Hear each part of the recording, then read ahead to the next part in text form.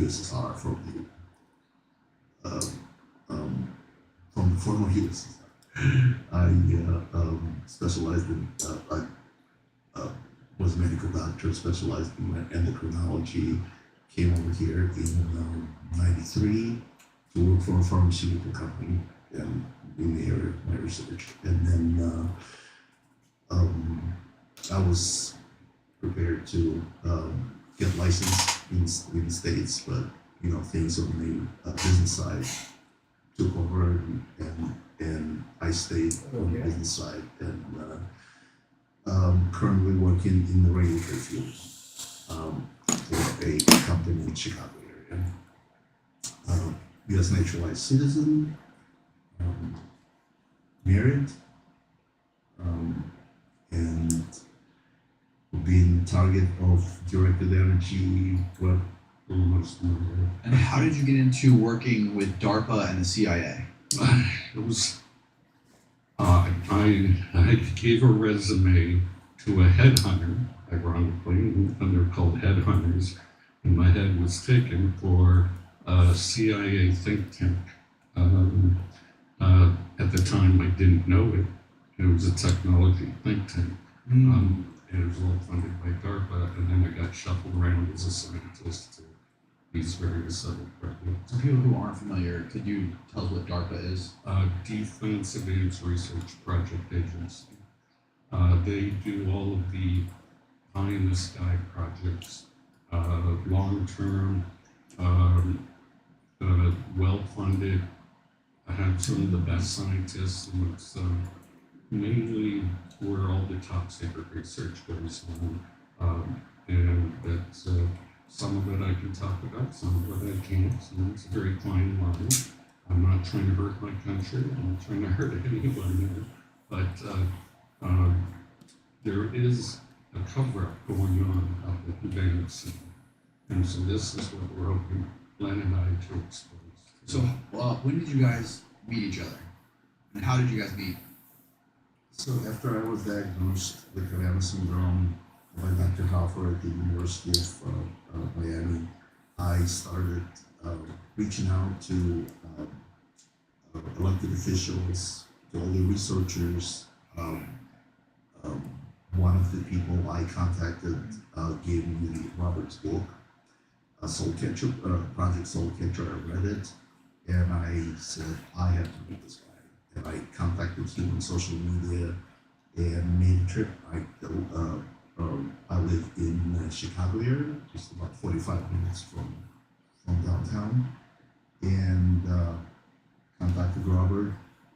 Said asked to fly to meet him, and we flew to Idaho, and guys, welcome. spent the day talking, and I learned a lot. So I'm just doing And these I character continued arts. from- And gotta clean up what I did Robert, earlier. we became friends, Traditional medium. and we have come. Add some stuff, take some stuff away, redraw. So, how did you first develop this system? What was happening? What were you doing? You were a civilian. You weren't working in the government in any capacity. How does this happen to a civilian? It just started happening. I developed tinnitus, the ring in the ear, first at like in certain parts of the house, and I heard noises and voices, and I could not figure out, and then vibrations. These vibrations are experientially, it's like nothing else. There's no neurological disorder that feels like that. And I can tell you, as a patient, as a physician, experientially, it is very distinct. Your whole body vibrates. Your head is steady pressure. The sound is deafening. You get disoriented. Can't walk. Can't talk. It incapacitates you, and it can last from 10 minutes to 30 minutes to an hour and a half, and it's very painful. It's very uncomfortable, and it feels like concussion. After that, and you actually have symptoms of concussion. The movement of the eyes, nystagmus. This is why some people give me immaculate concussion. But I had, it was escalating. I was searching for an answer. I had convulsions from it, which is one of the things that people experience. I realized how serious it was. Neurologists were unable to diagnose. I started looking through the literature, found a paper by Dr. Hofer, where he describes 25 diplomats that he examined and diagnosed with what he called Yo, what's up? neurosensory Welcome. dysfunction, and that's the diagnosis that he gave to these diplomats, and he gave this diagnosis to me. But my attacks did not happen overseas. They happened domestically in my house, and I traveled and stayed at hotels. We went to other states, and it was happening there too. So not one location. And it escalated.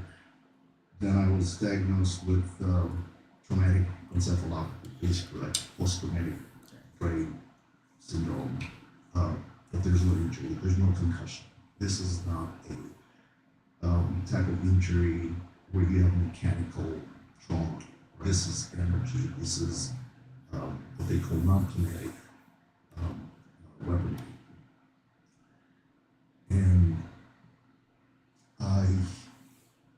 And this is how we know. Why would somebody like you be targeted? What were you doing? Were you dealing with other people in government or diplomats, or do you have any reason to suspect that somebody would target you or something like that? No, I have no idea why I was chosen to be targeted, and I keep no government secrets. I never worked for a government. I didn't know what the reason is, and I'm not doing it. So perhaps people who do it to me would know the answer. So is this something that you believe happened to you one time and it had like a lasting residual effect, or do you think this is something that happened? You were targeted by some sort of weapon or something multiple times. Multiple times on an ongoing basis. I just had 2 attacks this morning before I got in the plane. These are active attacks, and experientially they feel exactly the same. The vibrations, all the symptoms are the same, and not only that, I have a brain scan that I did in April and did in October. So in 6 months, what this Havana syndrome is also described as brain connectivity disorder. So it disrupts connectivity between neural nodes within the brain. And I have these broken connections. It's called delta waves that you only experience, you're only supposed to have it during deep sleep. And I have them all over, and these are basically non-functional connections between neural node. And since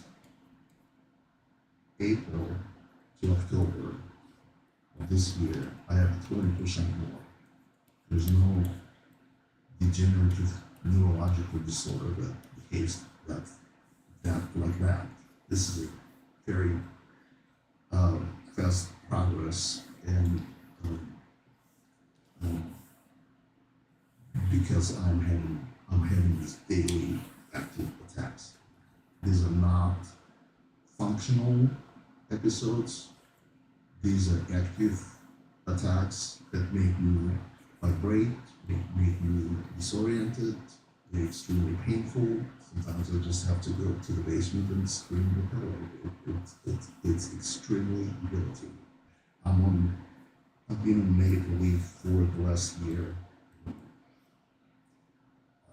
It's hard for me to do any cognitive work. I work when I can. So when you say it's actively happening, so you think that this is being something that's controlled, or do you think it is something that just has an effect that lasts over a long period of time and it happens sporadically at random times? I think that these are active attacks. These are not residual. These are not functional episodes. So their episodes are not random. No, I can't predict when they're gonna happen. They can happen. It can wake me up in the middle of the night. It can happen. There's no pattern. There's no pattern.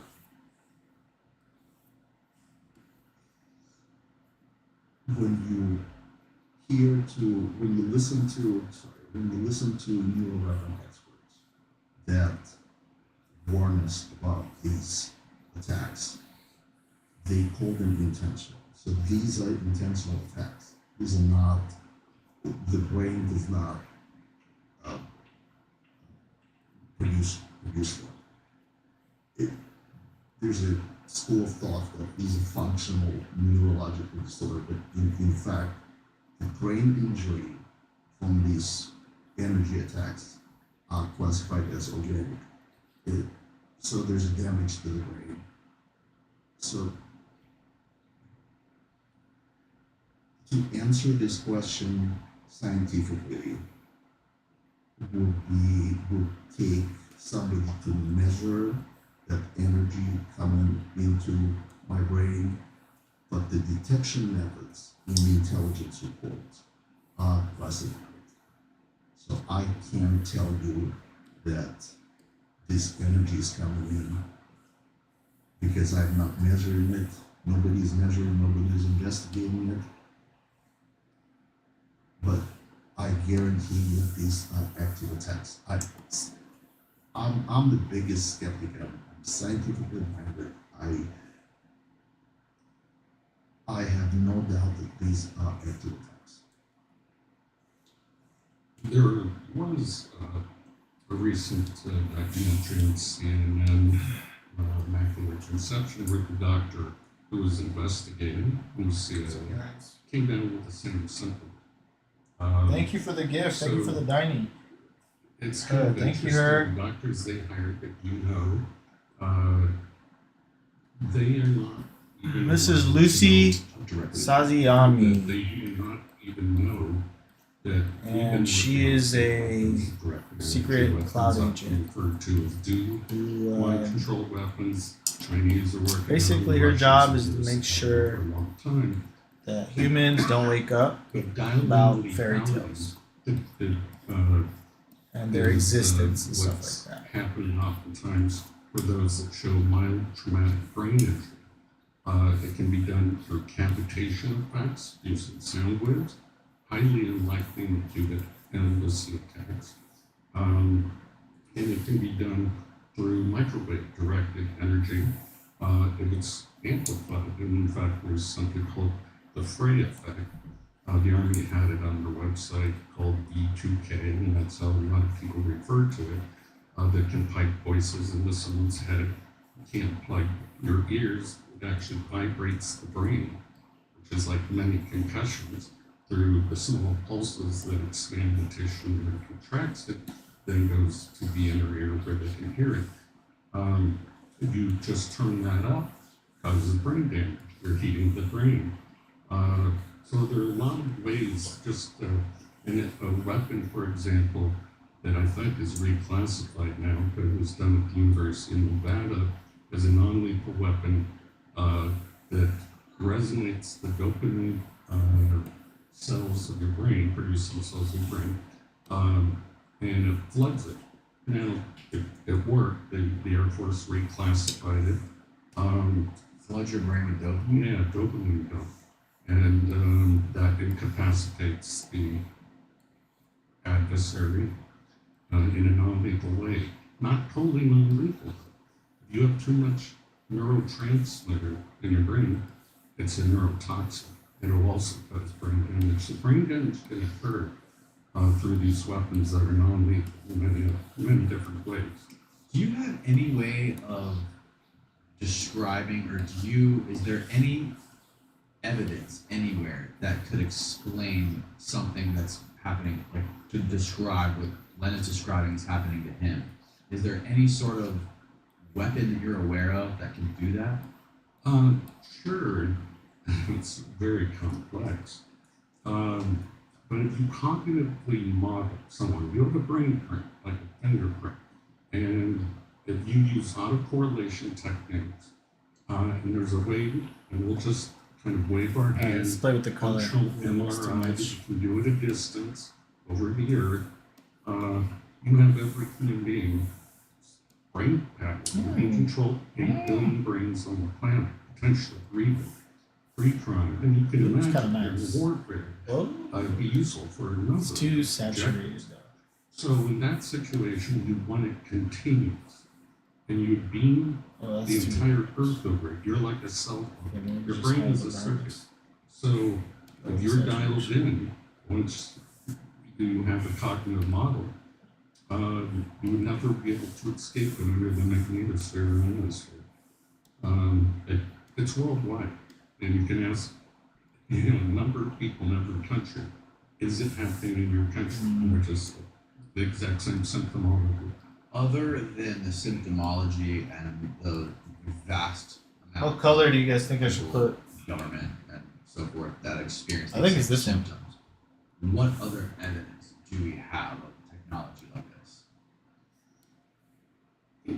Well, again, I sent you some articles and papers. There are just many books. You can go on Google. The difference between, I just don't believe these diplomats are being hit and by a drive-by Much blue. microwave weapon.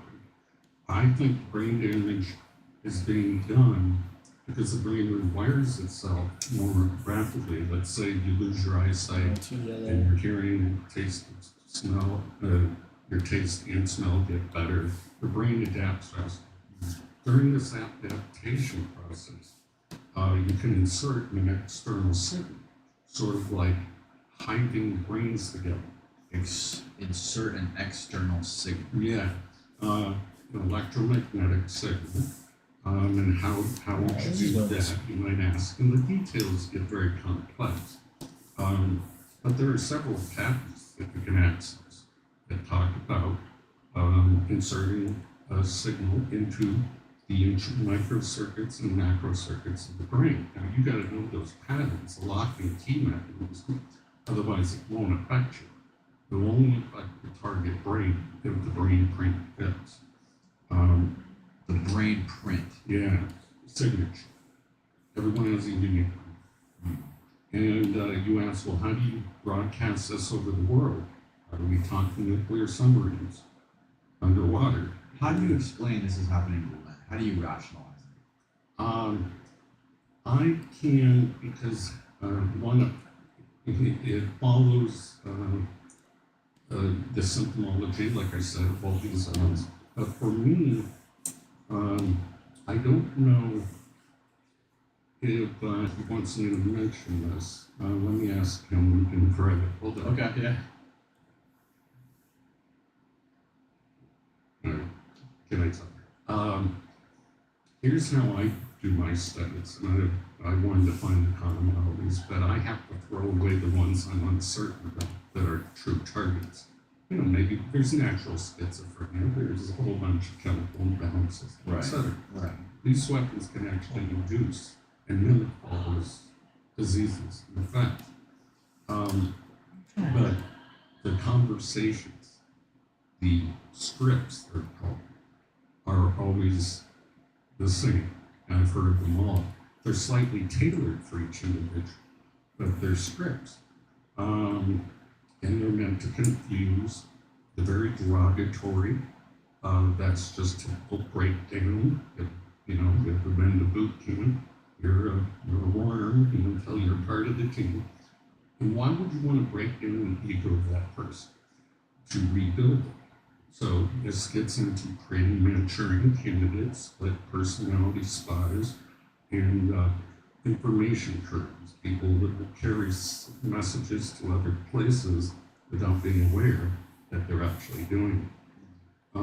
So you can imagine misperception that is caused by this, and a lot of people, a lot of the targets when they're interviewed are tricked into believing evil aliens have abducted their brains, demons. They're tricked. Yes. How are they tricked? Pardon this brief interruption, but I want to take a minute to talk about this incredible supplement that I've been using for over a year now, after it was recommended to me by Back to the Show. They're told By who? by the voices, the E2K. So they'll say, we're the Russian government, we're the Chinese government, we're evil aliens, we're Satan's, satanic ritual abuse. And I've heard all the stories. One guy believed it was some 14-year-old kid with an Xbox that lived next door. The trickery really is that great when you're under hypnosis that people will believe something other than a massive government could do this. And so, anyway, our interview with Len, he very well described a typical breakdown script that's used in almost all the TI victims. TI stands for targeted individuals. Some of them are pretty crazy. They have names like Alice in Wonderland, Wizard of Oz, and those are the confusion tactics. And when they're breaking down the ego of the human through all the pains and tortures and the verbal breakdown, these are the typical CIA torture scripts. I mean, Kubart man, and they do good cop, bad cop interrogation called Jeff and Mutt, and they go right through the rest, right? Just textbook. So whoever the handlers are on the other side is synthetic telepathy. They're following the handbook perfectly, and they've been trained. But why Len? And everyone asks that. Why me? Every target. So sometimes they come up, oh, I cut some important guy off in traffic. He put me on the star. It's my ex-husband or something like that.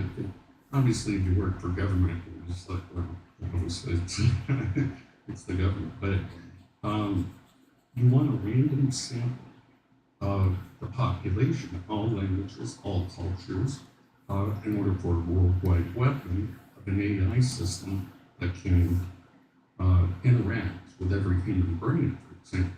When you develop a new drug, well, you have a control group, and then you give the placebo, and then you have the actual drug experiment in order to do a double-blind study.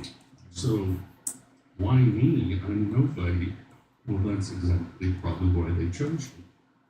Right, but if they're doing some sort of an experiment like this and testing it, how would they gather information? How would they know about Len's symptoms? Know how Len is feeling? How would they know it's working? You want to answer that? Yeah, I believe that there's it's a two-way, Bi-directional. bi-directional information. And once again, it's called neural-minded oriented intervention. There are patents around it. Plus, the medical information that I produce is probably very relevant to them if it is in fact human experimentation without consent, which violates Nuremberg, Geneva Convention, every human right. But that's a speculation on my part because I'm not the one doing it. It's been done to me, and I don't know why. I don't know who's doing it, what the purpose is. I can only speculate. So let me interject here. So few of the targets were true Manchurian candidates. I tried to speak with Senator Clinton at the time. She wouldn't talk to us, and one of the reasons I want to bring this up to her is because someone was hearing her voice, ventriloquism, and they believed she was the one torturing. And that's how you program, they're called programmed assassins. I thought she might be interested in that. And so you're programming someone to go after, let's say, a political target. All you have to do is use voice morphing and type in the tortures, the pains, and 24 hours, make it an artificial intelligent chatbot too. And they'll drive the person crazy and they'll want to kill and stop the pain of the target. They'll go after that person, be it their neighbor, be it in a lot of these school shootings. I think that you hear about on the news. They hear voices. And the news, the mass news media, will just write them out. Oh, they're crazy. There's a story apparently about people seeing a white van, or what? Let me just ask you this: what do the people who claim that Havana syndrome is like some fake thing that's like created by schizophrenics or whatever, talking about crazy things? What sort of arguments are they making? They're using a pseudoscience that's kind of a tautology of psychiatry. If we find an abnormality in a person, we then classify it, and then it becomes a disease, a mental illness. Now, the problem with that is if we're trying to hide a very sophisticated weapon, one that actually targets the mind, there's no way to use that model of science to explain it. You immediately are discrediting it. You're being a skeptic. You're not finding the alternative hypothesis. So the people that say these things, one, it hasn't been done to them. They haven't worked on the weaponry. They haven't done their research. And it's a kind of a lazy mind. They just rather say, everyone's crazy, mass delusion, they think the sky is falling, etc. And that's just, I don't, since I know they exist, I've said this for 20 years and worked on portions of it, I have very bad things to say about those people. Now, when you worked on programs for DARPA and the CIA, what sort of, you worked on neurotechnology, is that right? Again, we're getting into a fine line about my background, what I talked about, but EEG controlled robots, is a project, robotic surgery, medicine, voice identification and morphing technologies, natural language processing, signal intelligence, tanks, through satellites, things like that. But I can't talk directly about too much about very details of the advanced sensors and systems involved, if you can appreciate them. Well, some of the greatest innovation in technology obviously comes from war and the military-industrial complex. Are there any positive aspects of neurotechnology and this type of technology that are being utilized or that are being developed? Oh, absolutely. If you go throughout history, all technologies are neutral. Fire can cook food, kill bacteria, keep you warm, but it can burn down villages. So the war machine will almost always use it first for their advantage and keep it as secret as possible. It's a great interrogation tool. Imagine having bloodless wars where you just fatigue your enemy and they drop to their knees. We use the voice to skull and LDAR long-range acoustic device in the Gulf War to say this is all lay down your arms, and they believed it. So what is that? Can you explain exactly what that is? The LRAD? LRAD is a sonic long-range acoustic weapon. The V2K is a microwave weapon. It can't plug your eardrums. It can't stop the sound. It conducts Yeah. to your brain. Yeah, and it makes it sound like it's coming, the sound or voice or music or whatever you want to play is coming right from the center. Hello, what's up, Yoshiro? Welcome. So it works pretty well in war, and you can imagine other effects. You're getting brutalized, beaten up, all virtual. And the brain damage, unfortunately, that's they're going to have to work on that. But otherwise, you can literally traumatize the entire population. Okay, so are those good effects rather than guns? Perhaps. But there are other good effects. Imagine once the civilians have use of this, like Elon Musk's neural links, you can have more control of yourself. I feel like I want to be happy today, or I want to have a communication with you without using a phone. So synthetic telepathy is really around the corner. But we have to get the messaging infrastructure working. What are your thoughts on Elon Musk's Neuralink? What is your outlook on that? I think he's going to be set up as a patsy for a lot of this experimentation that's going on in the public. I've already seen it happening. Targeted individuals are very angry. They want to point the finger at somebody. He's the perfect person to point the finger at. He's a rich man, so he's already suspect in some people's minds, even though this technology is very old, very old. What the Neuralink technology? Yeah. Really? How old is it? I can track back at least synthetic telepathy or piping voices in people's head right around Kennedy's assassination, but about 1958, the earliest target I could find. And who was this? What was the situation? Can you explain this specific incident? Exactly like Landmarks. Same thing. He wrote about it in the book. I don't remember the title of it exactly. It really seemed to come online with a bunch of people in about 1976, the bicentennial of this nation. And there seems to be increases in the number of people that have these complaints given bigger military budgets. Now, why there's a correlation there, I don't know. You'll have to make your own speculation. This isn't new. Vanillocenter is not new by any means. It has a new name. It's getting recognition by the news. But honestly, it's been squelched. It's been covered up for many, many decades. Do you think? Do you know if Elon has any sort of government contracts with Neuralink? No. As far as I know, is not.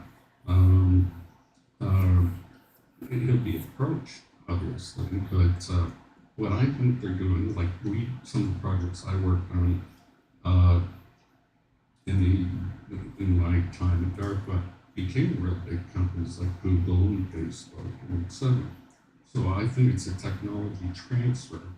They can help civilian scientists, come up with the ideas to make it look like it's new, and not the other way around. But the universities came up with it, and then then they bought it from them. So I think, I hope Elon actually succeeds, because then this isn't imaginary stuff anymore. People see, wow, we can really connect brains together and make hyper intelligence. I sent you that article from Duke University, a video of how they put brain chips, and you don't need brain chips, but that's one technology. Into 3 monkeys, connected their cerebral cortex, and in this experiment, they could prove that 3 monkey brains together acted intuitively as one brain and was able to solve a problem that the individual monkeys were not able to solve. And that's a really important point. Now, can we extend that to an entire population, help solve the world's problems? You can't even fathom what a larger mind, certainly not human. Wasn't What's there up, another Sergio? experiment done where they connected like a human brain and a monkey's brain? This is where most of the work is. There was, I don't know about that one. I heard about it. I It don't was remember where, but that was a girl. yeah, We're it's good an on eight, these. the Yeah, we're army good. experiment. I think it was in the 60s. I might have heard Yeah, you we're talk good. about No, maybe. And it didn't end well. What they were trying to do is cybernetically link, and that's the term when you connect. who was doing this study.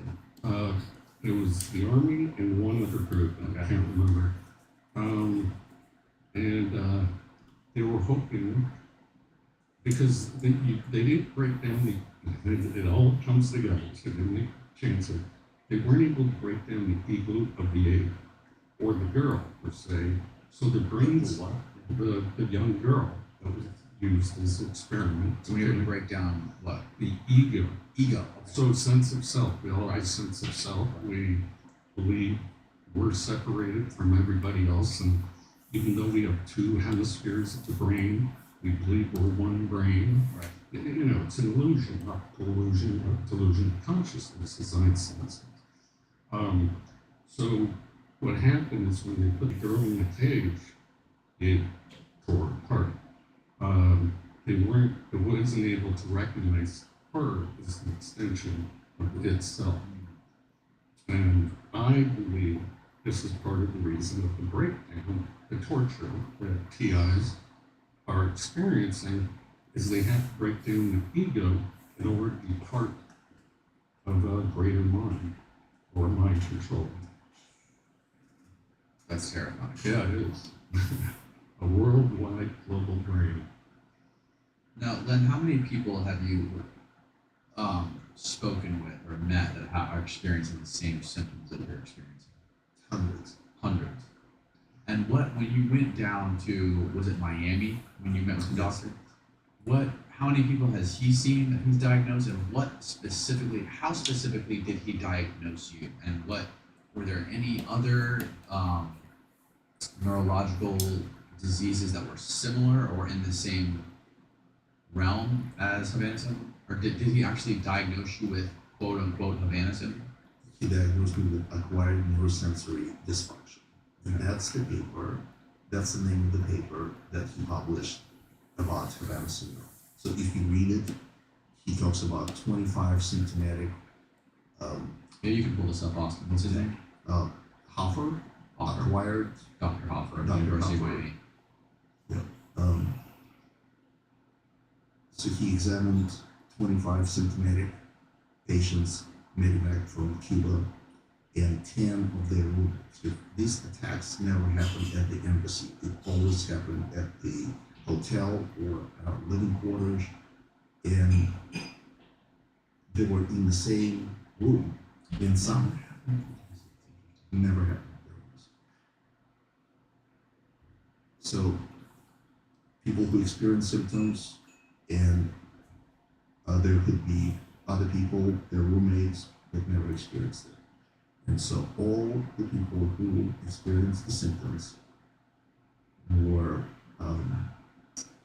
examined for signs of concussion, and they were found that they all had symptoms of concussion, even though they never had any physical trauma to their head, and they all had severe vestibular abnormalities. And the abnormalities were at the level of brain injury, not just variation within the population. Because the criticism was, well, vestibular tests are not really that precise, and some people with anxiety could have vestibular abnormalities, but not to this extent. And Dr. Hoffer really explains it in his lecture, in his paper. Yo, Dr. what's up, Giordano, guys? who's part of the team, Zoom out. confirms it. Dr. Belgrand, who did a test of eye movement by applying this computerized method. This is how they can tell the Havana syndrome type of damage to the brain from a mechanical concussion. So they're both damage to the brain, but they're different. because the mechanism is different. So there's an eye test where they can tell. Yeah, correct. The eye movement test. But the effect of the damage is the same, but there's no physical like abrupt there's no trauma. There's no Physical trauma. There's no mechanical trauma. Did you mention the quantitative EEG? Yeah. So the same patients were sent to the University of Pennsylvania and to the trauma center, and they were all done. They performed various tests on them, including fMRI, functional magnetic resonance imaging. There's specific type of MRI that shows conductivity in the brain called DTI, diffusion tensor imaging, and they found abnormalities that, once again, these specialists see in traumatic brain injury. So the doctors who examined this patient, they all, in one voice, tell us something happened to these patients, and these are the findings. And the findings are they constitute brain injury. The critics of that say this is psychogenic illness, and it's right, like mass hysteria. People under stress, these sensations, and they all kind of repeat after each other, and their brain kind of develops this patterns. But none of these specialists, and I spoke to Dr. Bartholomew, who co-wrote a book about Savannah syndrome being mass hysteria, and he admitted himself in my conversations that if there were findings of brain injury, that would invalidate my hypothesis. Right. And so the doctor, but he has never seen a patient with Savannah syndrome. But all the doctors that saw the patients say these patients have brain injury findings. How many civilians are there dealing with the same thing? I would give, from my estimate, low end, around the world, and this is in every country, that can use the internet, that can contact me, minimum 10,000. So that means a lot more. Wow. And how many government workers, or how many FBI, whatever, politicians? You're right. diplomats? The very first CIA agent that came forward and said, I heard these crickets and the sound, and my brain hasn't done the same since. He's gone through the same process as Lindbergh.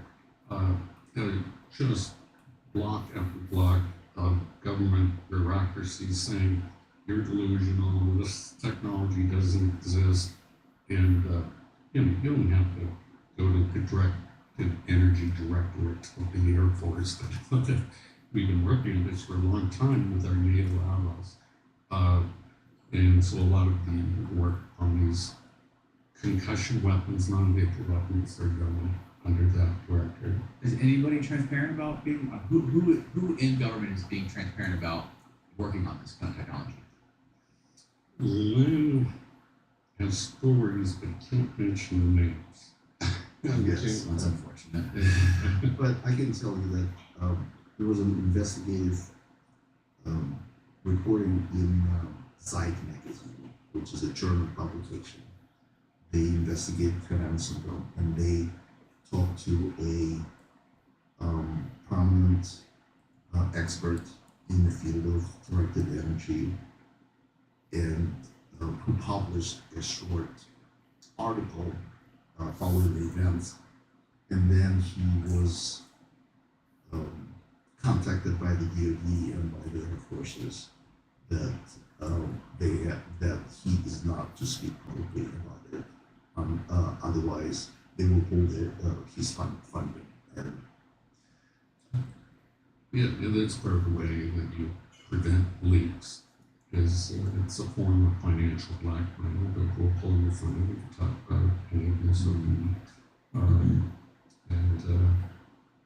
Is there any correlation between you and some of the other people that have been have been experiencing the same thing? Is it with timing of the attacks? Are the timing of the attacks similar between different people?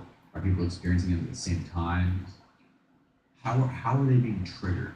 Specifically, how are they being triggered? yeah, it seems the ones that are severe, I call them targets. It's some stress related. You can tell. There was a paper in the late 1970s by the DIA, the Department of Intelligence Agency.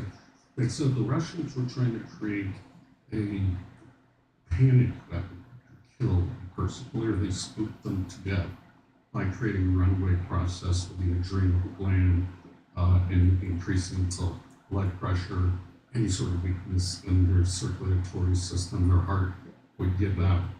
And anytime we blame the Russians for something like that, we're working on it too. So it seems like oftentimes stress brings it on. And I've read that in some other papers, but otherwise it's constant for these people, and 24 hours, constant. And they can't sleep, which even makes it worse. It weakens the brain. Sleep deprivation is a common torture tactic, interrogation tactic, and it breaks down the will. You're more easily suggestible. He said he has major delta brain waves, which that's a hypnotic state, which makes you more susceptible. One of the CIA's old weapons was called remote hypnotic intracerebral control. A lot of people don't believe they could be hypnotized through, when people think of hypnotism, they think of a watch going back and forth. No, that's not the actual definition of hypnotism. It's in training the brain. So binaural beats, for example, on headphones, if you're off by 8 hertz, you're in the alpha delta brainwave plane, and you'll actually see the brain under an EEG start to mimic that binaural beat. That's hypnotism. Now you can do it on a much grander scale, the macro circuits, the main brain frequencies, or the microcircuits. So synthetic telepathy actually can induce different emotional states.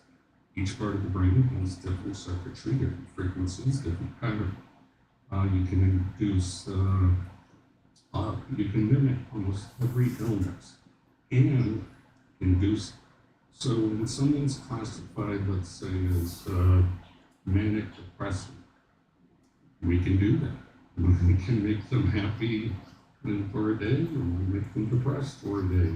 And then the doctor will prescribe certain drugs for them, which will then do more damage to their body. But you can see why the population can't know about this. Let's just say everything I said is true. It would be the breakdown of religion. It would be anarchy. There would be no democracy. Everything. Well, there are programs like this that have been declassified and been acknowledged by the government, like MK Ultra. They acknowledged that was real. Operation Northwoods. Yeah. They recognize that was a real thing. Now it's declassified. I mean, there's things that are sinister that the government has done that they admit to, but nothing happens. A lot of people don't even pay attention to it. Right, until it happens to them, and then it's too late, and no one will help them. It seems like with MK Ultra, though, they were targeting more so prisoners. People that were in prison, big shot. I mean, obviously, when you think of MK Ultra, there's people like Ted Kaczynski, Charles Manson. Who was the big mob guy? Famous mob guy that killed a lot of people. I'm blanking on his name right now. But a lot of those people talked about how some of their contacts in the government probation officers were giving them LSD. That's a real thing. Yeah, it's a real thing. It was on the masses, introduced to the United States and promoted. You're talking about specific events such as in San Francisco where they put a one-way mirror up and had prostitutes. That's that's Midnight Climax. Yeah, Yeah. climax. That's another one. Yeah, and Ted Kaczynski, he lived in my dorm at Harvard, not at the same time. He was being experimented on in Harvard. Yeah, and that was Project Moonstruck. Project what? Moonstruck, Moonstruck. a Okay. stress program. That's a terrifying story. Yeah, isn't it?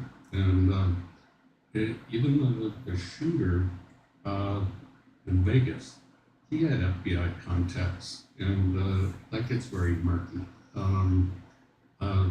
But the news never follows up on any of this. For example, I was in a suicide letter. The guy, Myron May, who shot up Florida State or the University of Florida. Thank you, dude. Like 10 years ago. Anyway, he didn't kill anybody. They shot people and it was death by cop. He was a lawyer, trained lawyer, a successful black man, and same symptoms, Lindbergh. And his reasoning why he shot up the school was he needed news publicity to make sure people understood this was real and was happening. And so he mentioned my name, but he never tried to contact me. But he gave out 70 packages in the mail, and the FBI intercepted them to make sure none of the information was What were these packages? just information. So they held on to it. The news stories sort of went away. People just were left, wonder why he did that. And then, What was this guy's name again? Myron May. Myron May. Yeah, And he clearly talked about having the same exact symptoms as Yes. Len. Yeah. Publicly. and he left with video testimony. And then the FBI eventually let it through to the senders, the packages, and they posted it on the internet. So you can find his testimony unless Google's taking it down on YouTube. It's Okay. they don't want copycats basically. So, but yeah, there it is. Was NBC News. Scroll down, Austin. Gunsman's motives remain unclear. And that's a lie. Hours before he opened fire in Florida State University Library, lawyer Myron May left a desperate voicemail for an acquaintance with his plea: "I do not want to die in vain." The message was part of a flurry of emails, text, and phone calls in which the former prosecutor laid bare his torment. He believed government stalkers were harassing him and using a direct energy weapon to hurt him. He said that he had sent packages to 10 people that would expose what he thought was happening. That's Yeah. scary. And maybe you remember the Navy Yards shooter. He used a sawed-off shotgun, actually killed 13 people.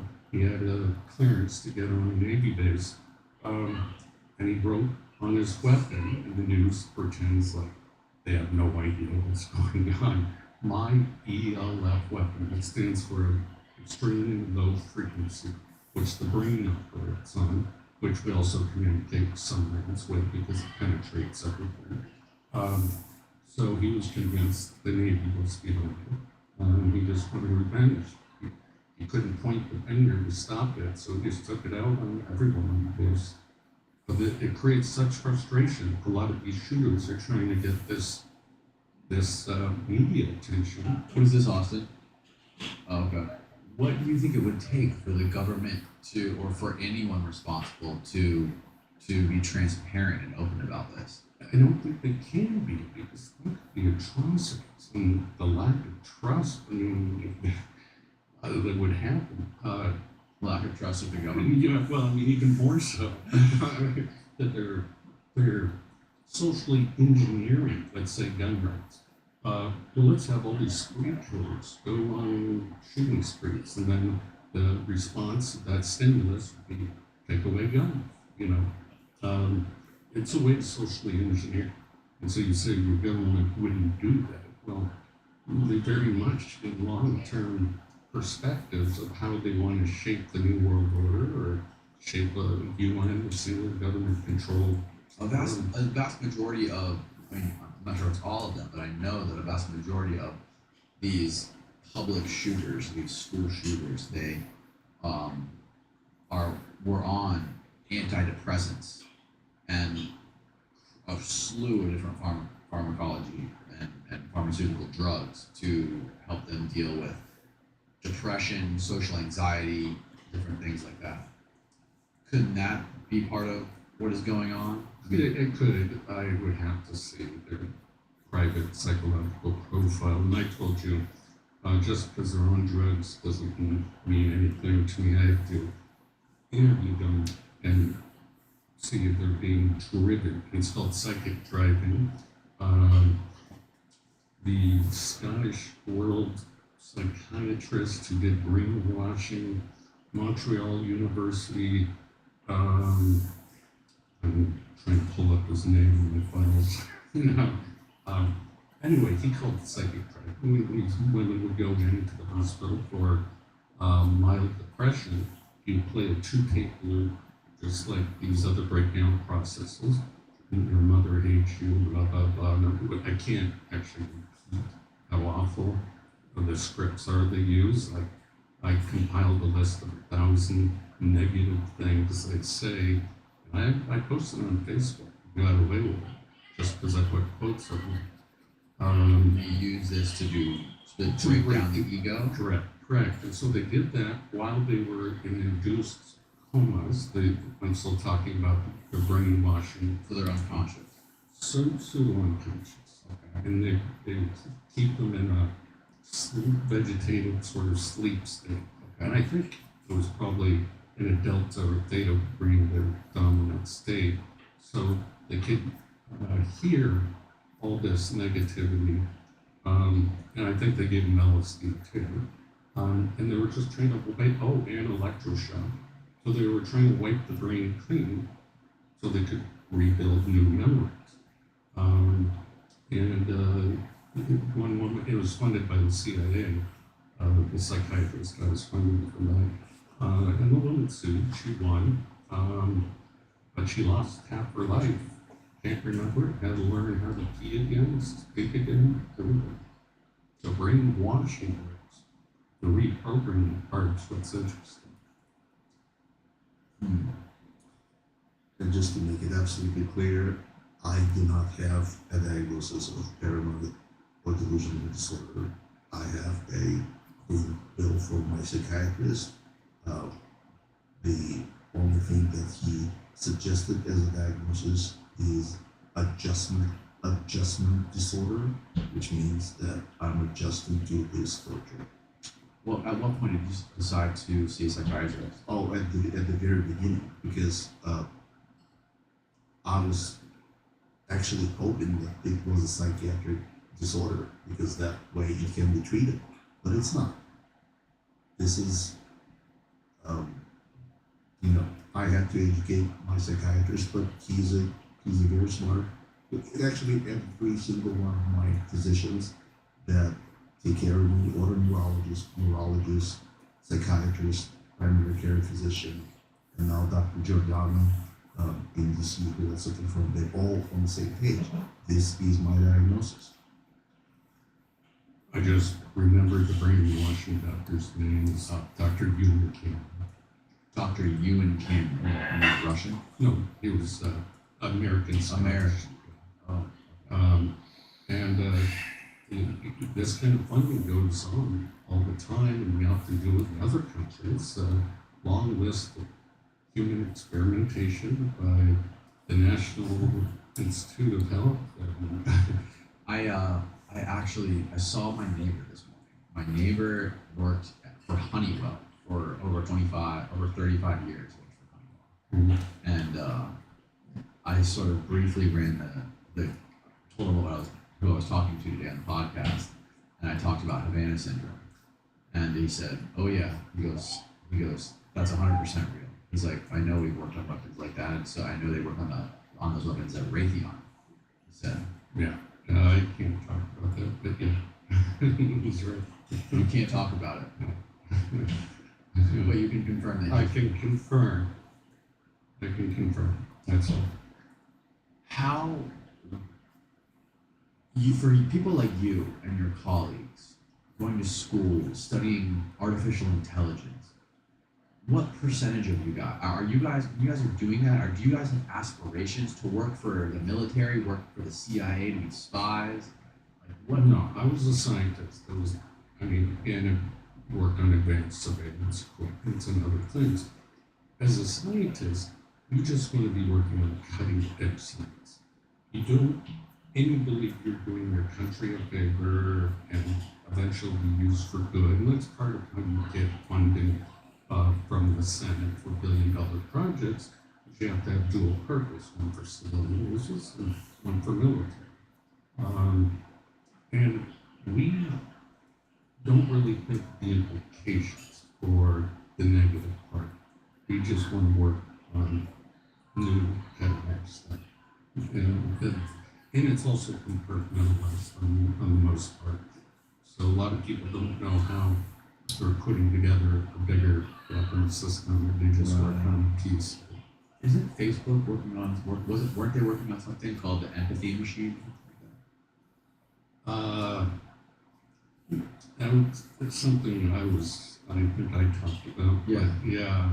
What is that? That is, if you can induce these emotions, touch, torture, or whatever, in a way, it's kind of a beautiful thing. If you have a partner and they say something that hurts their feelings, you say something that hurts their feelings, you get to feel how they're feeling, and vice versa. So you punch someone, you're going to feel the same pain that they do.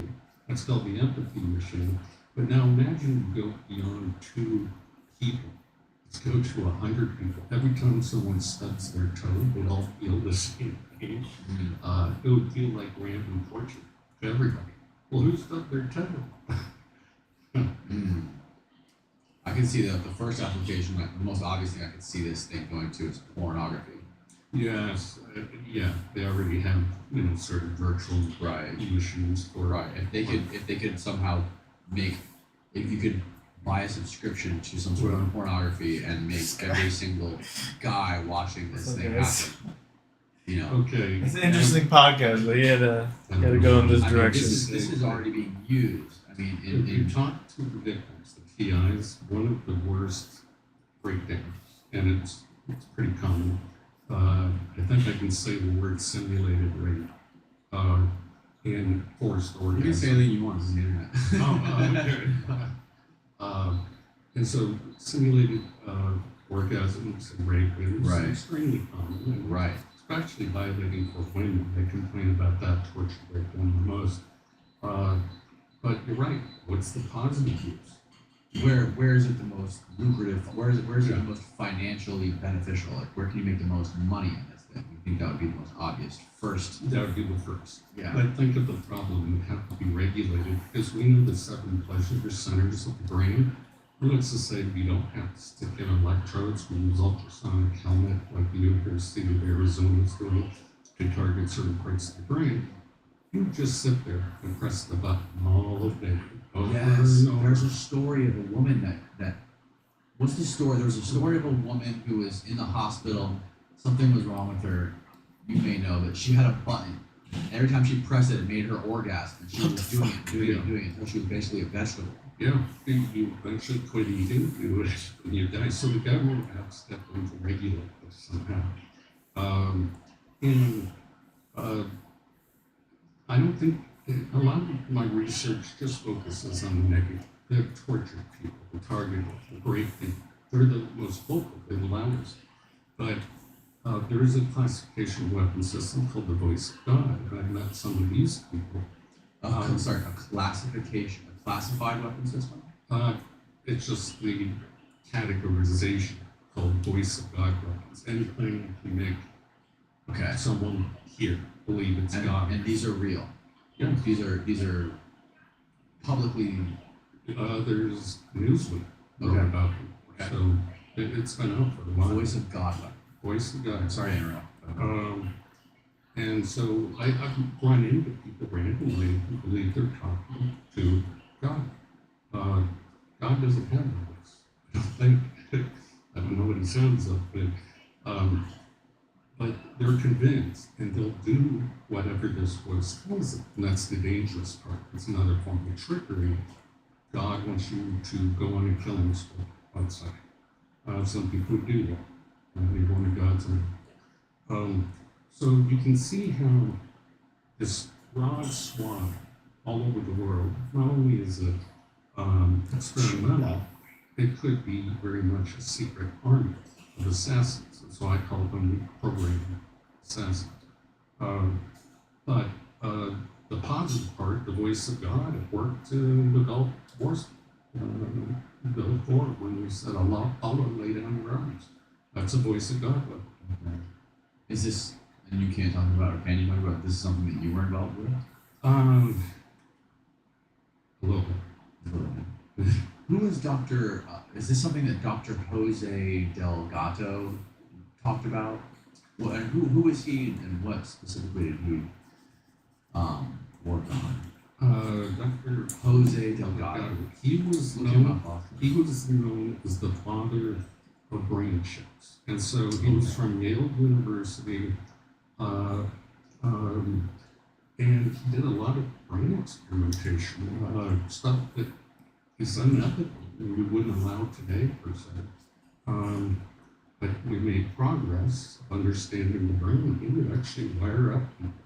His most famous experiment was with a bull. He could make an implanted bull with a radio frequency chip, and he could make the bull stop from charging by pressing a button. And that impressed everybody quite a bit. Wow. But that's using brain chips and Where was he? Was he in the United States? yeah. If you don't chips it. Okay, this is him with the bull. Yeah. Dr. Jose Delgado steps into the Spanish bull ring as a bold demonstration of his research. Risky behavioral control. Wow. And he was working with the government? He had a famous quote. Yes, it did. Let's see, we bring up the quote. Mankind does not have a right to develop his own mind. Austin, pull up his quote. So, what was Delgado work? What did he do? Where was he working from? What was he working in one of the universities? Yes, he was working at Yale Medical School, and he would insert wires into people's brains, and you know, there's always two sides to the story. Okay, here it is. Man does not have the right to develop his own mind. This kind of liberal orientation has great appeal. We must electrically control the brain. Someday, armies and generals will be in control by electrical stimulation of the brain. And that was in the 60s, I believe. That's crazy. Whoa, So that's heavy. We've come a long way since. Yeah, I mean, if people were openly talking about that in the '60s, where are we now? And where are other nations like China, Russia, Iran? We boycotted recently like over 100 countries from doing companies in China because they were working on mind control technologies. So, it's very much out in the open, but it's just people don't want to recognize their soul, so to speak, can be touched. Their very ego, their sense of self can be altered. They're not in control of their own emotions. That means if you don't have free will or autonomy or choice, democracies don't exist. That means religions don't exist. That means a whole bunch of them. Markets can be shaped, moved up or down at will based on people's preferences. It's total domination of the world. That's how important and why it's got so sick. I think it's the ultimate weapon, because if you can control the people with your fingers on nuclear weapons, you're one step ahead. So this is kind of the end game. Was whole control of the human mind And at scale. at scale. That's right, of the world. It's kind of hard to even wrap my mind around. It is something bigger than yourself is always hard to imagine. And so that's why the monkey brain experiments that they were doing with it do. We can't fathom, but us three, if our brains were connected at the speed of thought, could come up or think of that. We have to use vibrations from our throat, decipher through our brains, through our ears, and then and talk. You know, it's kind of an outdated form of communication amongst brains. Well, I mean, think about it. If something like Neuralink actually came onto the market as a consumer product, that people could get this neural net inserted into their brain, and they could give them the ability to learn new skills instantaneously, or download books within seconds, or like the advantage economically would be astounding. Yes. And more and more people would adopt this In order to compete, in order to compete. But the scale, like, so what would be, so the downside of something like this is once you have this, it would be no problem. You would almost assume that the government would be able to have some level of control over this. they would have to, and that's why they're kind of experimenting with what are the potential downfalls. We have a term, mind viruses, how do memes Mind viruses. Could you hack if all the minds were connected? Could you insert a virus that might shut down the human race? That's fascinating. You know, Yo, what up? The term mind What up, virus. Penguin? I've used Welcome that, back, and I've heard it Snapple. used a lot when it comes to things like QAnon. Are you familiar with QAnon? I heard that. So there's it's a group of people online who follow this anonymous poster on these threads, these forums, and this guy pretends to be he pretended to be one of Trump's right hand guys, and he would make these anonymous posts talking on the human. All these people called him Q, and they thought that this guy was real. This guy was one of the people right next to him. And he would make these cryptic anonymous quotes, and there was this like super hyper, just like hyper passionate political group of people who were Trump supporters, and they believed that this Q person was going to save them, and giving them these directives of what was going to happen next, and to be prepared for the storm that's coming. That led to the Capitol being raided, and they find all these little things. They find like something Trump said during one of his speeches, and okay, that sentence means this. That means we have to storm the Capitol, and they keep finding all these synchronicities online, and they think they mean something more. Humans work for meaning and purpose, and we find it in the strangest places. It's like looking at clouds. You'll see shapes. Is it chaos or is it order? It almost seems if anything seems like a mind virus, something like that seems like it's a mind virus. But it really affected, if you look at the people it affected a certain type of people. It affected certain people that were lonely, didn't have a lot going on, didn't have some sort of larger sense of a community, didn't have big families. Sometimes it was like a woman living alone in an apartment, and her kids weren't even living with her anymore. People that just sort of like misfits. They all had a very similar social life and social intelligence. So how would you build, if you look at us, community, the whole human race, maybe the planet as a whole organism, how would you build an immune system to fight against something like that? Now, I do not believe in censorship myself, but how would you stop the flow of a mind virus? And so they're experimenting with things like Interaction with other human beings, that. not through screens, not social media. Yeah. I feel like the more people are just accustomed to, like, again, this is another one of the commonalities between these people is all their communication with other humans goes through a phone or through a computer. They didn't spend time like this having conversations with people. And Like, what the fuck are you talking about? You're full of shit. Like, are you serious? But like having somebody actually poke holes in what they're saying and question what they're talking about instead of it's just this echo chamber of the same ideas bouncing back and forth. I fully agree that it's an echo chamber. There are other terms like memetic viruses, memes that turn into viruses. You're familiar with those that get posted around.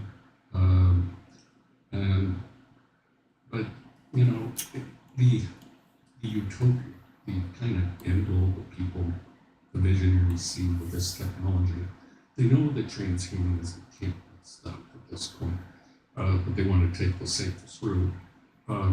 So a lot of these experiments are unfortunately sacrifices that will help the future generations. And that's kind of their internal marketing ploy of why they must do it. And there's a race between, the three major countries of who's going to have the best AI, whose culture is going to survive, whose money is going to dominate, whose language is going to dominate.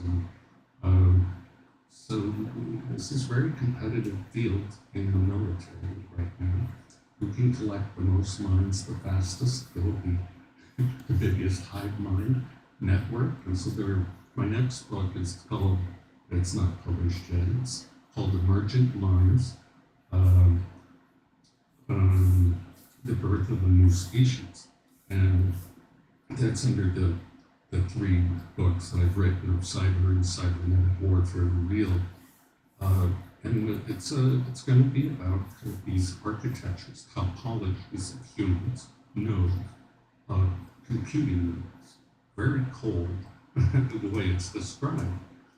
But I'm trying to bring out the ethics of all this. The human race has to have a discussion, and this has to be on the mainstream media. Havana Center, well, what is it? They don't seem to care. They're hushing it. They don't. We know what it is because it's been around so long. We know the type of weapons used. There's no financial incentive when we talk about it. True, other than being good reporters. Right. But that's not an incentive. No, it's not. It's not anymore. So the big question is how this energy is delivered. So National Academy of Sciences in 2020 issued a report about this syndrome incidents or anomalous health incidents, as the government wants us to call it. And the most plausible hypothesis is directed pulse microwave energy. So that's the causative agent. That's what causes the brain damage. Directed pulse microwave. Pulse. Yeah, pulse is very, very important because if you just microwave, it just heats up. But short pulses produce that thermoelastic effect. So the tissue is just expanding and collapsing, and that way it heats up just enough to induce damage or produce the audio, the fray effect, to hear sound or modulated voices, things like that. So pulse is very important in this scenario. But that report did not say how it can be delivered. And when you look at the 60 Minutes report, they show these devices that can fit into a small car, or maybe backpack, or truck, or van. That's an outdated technology. I question, and Robert maybe question whether it is a local source. Somebody sits in a van and shoots a microwave or two. So we took a trip to West Virginia, where there's a radio national quiet zone. So there are no cell towers. There's no Wi-Fi. There's no cell phone. Only receive satellite signal. There's No phone signal. no phone signal, no Wi-Fi, And we got inside. The reason they created that zone is because there's a deep space telescope, radar basically that receives signals from deep space. So they don't want any interference. The zone one, the closest to these radars, is actually has a radio police that monitors the signals. They don't allow cars with ignition because it produces electromagnetic signal. So I got next to the biggest radar and got attacked. So people that, there's no van outside. So when you got to this place, you experienced one of Yeah, I these. experienced one of the attacks. When you have to walk there, there's some, because, can't take the car. So went several miles, got there, was attacked. So definitely not a local effect. It's coming from somewhere, and you have a satellite signal, but you also have things like HARP, HARP stands for Thank you for the high follow button. altitude Auroral research president, and it's one of the world's largest phased arrays. It's used for weather modification, steering. Weather modification? Well, that's one of the things it can do. What is weather modification? Oh, steering hurricanes, for warfare. Yeah, you heat the atmosphere and you can guide the weather. That's just one of the. This is a thing? Okay, all of them. And what's it called? HARP, H-A-R-P. And it can steer hurricanes. Well, they don't actually, they just say weather modification. What does that mean? Yeah, They I aren't mean, I guess the making it mind right. can get creative. But it operates also as an over-horizon radar system, attack missile launches in Russia, for example, and Because I've been hit by about a dozen hurricanes since I've lived here. oh yeah, I wish they would control them a little better. Exactly. And so, you were asking what is some of the good tech that could come out of this. Why aren't they steering the hurricanes away from the coast? Maybe the Russians. Wales wanted the Russians. But it has a lot. It's also often by Dr. Nick Baggage focused on mind control over populations. What it really does, a lot of at least the air, and it's run by the Air Force Army, by the Navy. It heats the atmosphere, which causes the current radar signals, ultra high frequency waves, to be able to cover the Earth. There is a electric gradient between ground, the Earth, and the ionosphere. And then we are bathed in a magnetic field. Those two perpendicular fields, a lot of high energy physics, such as nuclear magnetic resonance image, occurs. We turn the Earth into one giant MRI machine.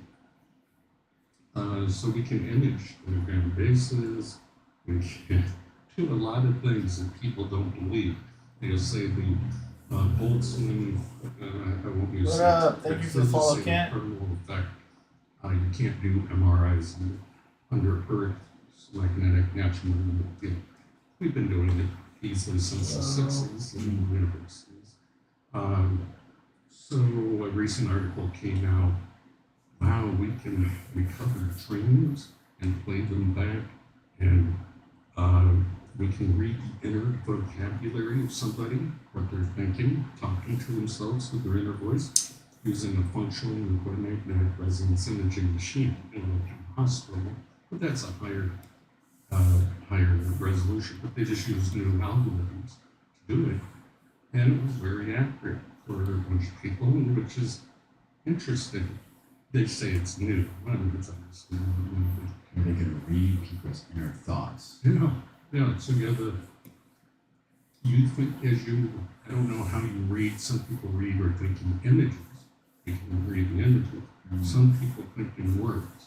It's about 60%, 40% of the population does one or the other.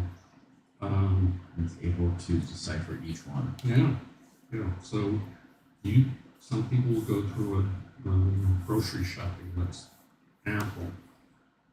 I need new toilet paper. Things like that. And they think in words. Those can be deciphered. Other people think in image. Create those things. And so each one is a brain signature. And when you have a sample over a large enough population, you get just like Amazon's Echo. You can more voice samples they have. Yeah. And I worked on voice sampling technology way back when. Now it's so good. I mean, Alexa, it's just amazes me that it can understand human language without any practice. Right. Because they've had so many samples. Well, similarly, we need more brain samples, and that's part of the reason I think for a lot of this experimentation in the public when I'm trying to link it all back. Yeah. So, Len, when you went to West Virginia, you went to this place that had no connection so to the cell towers, there was no phone signal anywhere, and you had this attack. What specifically happened to you? What? Can you walk me through how these attacks, like how they affect you, what happens, how long they last, etc.? Just like I said before, it starts very suddenly. It's vibration. It's high pressure in the head, and your whole body vibrates. Deafening sound. You get Your disoriented. whole body Vibrates. Can you describe the sound that you hear? Is it like someone in a cartoons hitting a pot around your It's head? like high pitch electronic tinnitus. like tinnitus. Yeah, Tinnitus. But suddenly on, suddenly off. Suddenly on, suddenly off. Yeah. And it just grabs you, and you also hear voices. Voices, V2K is a part of it. In Havana syndrome, I'll send you that clip. The very first reporting by CNN, they said that people hear noises and voices. And after that, there was it was not part of any reporting. But the very first report on CNN contained that information. So, people think that hearing voices is a sign of psychiatric disorder, but it just takes a little bit of education to understand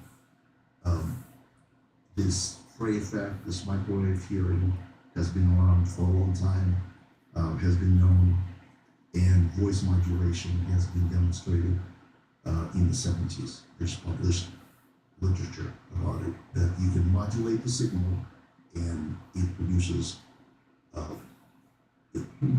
Dr. Lin from the University of Chicago. Dr. Lin Yeah. from the University of Chicago. He has a setup where he demonstrates the microwave hearing effect. He pulses it, the person who's standing in the middle of the signal, where it's focused, can hear it. And he does it on himself, and that scares me. I mean, he's heating up his brain listening to these clicks, these chirps, as they're called by the CIA or the diplomats and so that get hit. And it's a sign of the microwave hearing effect, and it creates small little micro concussions over time. And what specific voices? What do the voices say? all the derogatory stuff, and I don't want to acknowledge it, don't want to give it credence, but it's one of those kind of shaming, derogatory, very negative, just If you have, everyone has an ego. They will go through the most common ones first. Let's say you're a woman concerned about your breast size, what will go after that? Or So they're going at individuals specifically? yeah, Like, and so your specific insecurities? yes, but first they have to do a broad approach to find out what your It insecurities are. doesn't seem like time or cost effective. They How would you go about if you were doing this to millions of people? How would you how'd you have, scale? how would you have the time to go through each person, find out this person's overweight, Right. this person is short, and be able to specifically tailor a voice to them? I'll explain that. Think of it as a lie detector machine. It knows your stress levels. It can read them. You can do that for many different brain signals, but P300 is a recognition signal, for example. It's just a term that's used for a specific strong effect after a stimulus. There's recognition. But if it's a lie detector test, what if a polygraph? We'll say those you can defeat those with a little practice. Yeah, of course. Yeah, polygraph's bullshit. Yeah, they don't work. But you can imagine, okay, so this is some form of a lie detector test. But in the beginning, it uses heart rate and can measure some other factors that are necessarily normal ones. But whatever bothers you, will continue to. So let's say this is a robot chatbot that's very convincing, Yeah. voice morpho, and we sampled, we're the NSA, we sampled your, I don't know anything about your family, so hopefully, your great grandfather, he's dead, right? So we can bring him back to life, we can use his voice, we can voice morph him, and we can project it, and we'll say using the microwave through with a robot. We will go through, it doesn't matter if you had a good relationship with him or bad, we're going to turn him into a bad guy and say, you're going to do something. I know this is a very off-the-wall kind of scenario, but it did make it much more personal than that. So whose voice do you hear? Tell them My family. Your family's My voice. family. They live in Germany. They speak Russian and German. I speak Russian, bad Russian now, and English. So all my VTK is in Russian. It is, yes. It's my mother, my father, my brother, and his wife. They all talk about my lifestyle choices, everything derogatory, and I know it's not them, it's artificial intelligence, because nobody talks 24/7, because my VTK is 24/7. I sleep in noise canceling headphones, and I play voice audiobooks non-stop, so my brain will concentrate on that rather than on what's being projected into my brain. Does it help though? What helps? What helps you cope with this most? What have you done? What have you tried? Distracting. Distracting. Sometimes I have to use my own voice. I have to talk to somebody. The second it stops, the second the silence begins, the voices come back. And they also use something like, if you have some kind of white noise, like a fan or a AC, Yeah. it lights on it. It's piggybacks on those frequencies. It's called EG heterogram. So the nerve cells from your ears to your brain can also be stimulated. So if there's a nice background noise, broad spectrum, can even be pink noise, which means lower noise spectrum. It can amplify a recognition signal, like a voice. I was like using the talking guitar. Remember that song? Who does that? And it's a guitar that sounds like it talks to the audience. I'm spacing who does that, but it was very unique at the time. what it's doing is it's heterodyning a voice signal onto a guitar. Well, now imagine heterodyning someone's voice onto nerve signals of a background noise. And that's what's going on with projecting voices into, let's say, fans, refrigerator noises, street noises. But my favorite one was that I heard about was a woman who could hear voices, and this was on television. She ended up doing some bad things, but she could hear Rice Krispies stuff too. And it was like, oh yeah, that's background noise. That would make sense. So it's scary. It's something you have to experience, and I was going to make a machine to do that, to try to demonstrate it to the common man, and we just, I have so many projects and we can go into it. It's hard to mention that somebody would do something like that to you, but it is, and the first thought that probably comes to your mind is that there's something wrong with me psychiatrically. Mm. Yeah. I mean, this is, if I didn't know about the existence of this technology, this would be my guess. That this person developed delusional disorder. This is a paranoid schizophrenia. But first of all, nobody developed paranoid schizophrenia in the 50s, in their 50s. This is, if you haven't developed it by 30, it's not. Then this technology exists. These nefarious programs exist, and it's hard to imagine for a person that why would he do something like this? But if you think about the new type of warfare, exactly, it's a cognitive warfare. You don't have to kill people that you are fighting against. You can just degrade their brain. You can you alter their minds. Yeah, alter their minds. Personalities. And it's like Chinese torture. I mean, okay, so whatever, they're talking to your head, into your head, just ignore it. You can't. It's 24/7, it's nonstop, and it's accompanied by these attacks that make you so vulnerable.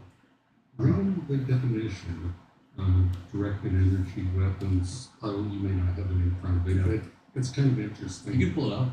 I sent it to you too. The The definition of directed energy weapon. weapons systems. And Directed energy weapon system.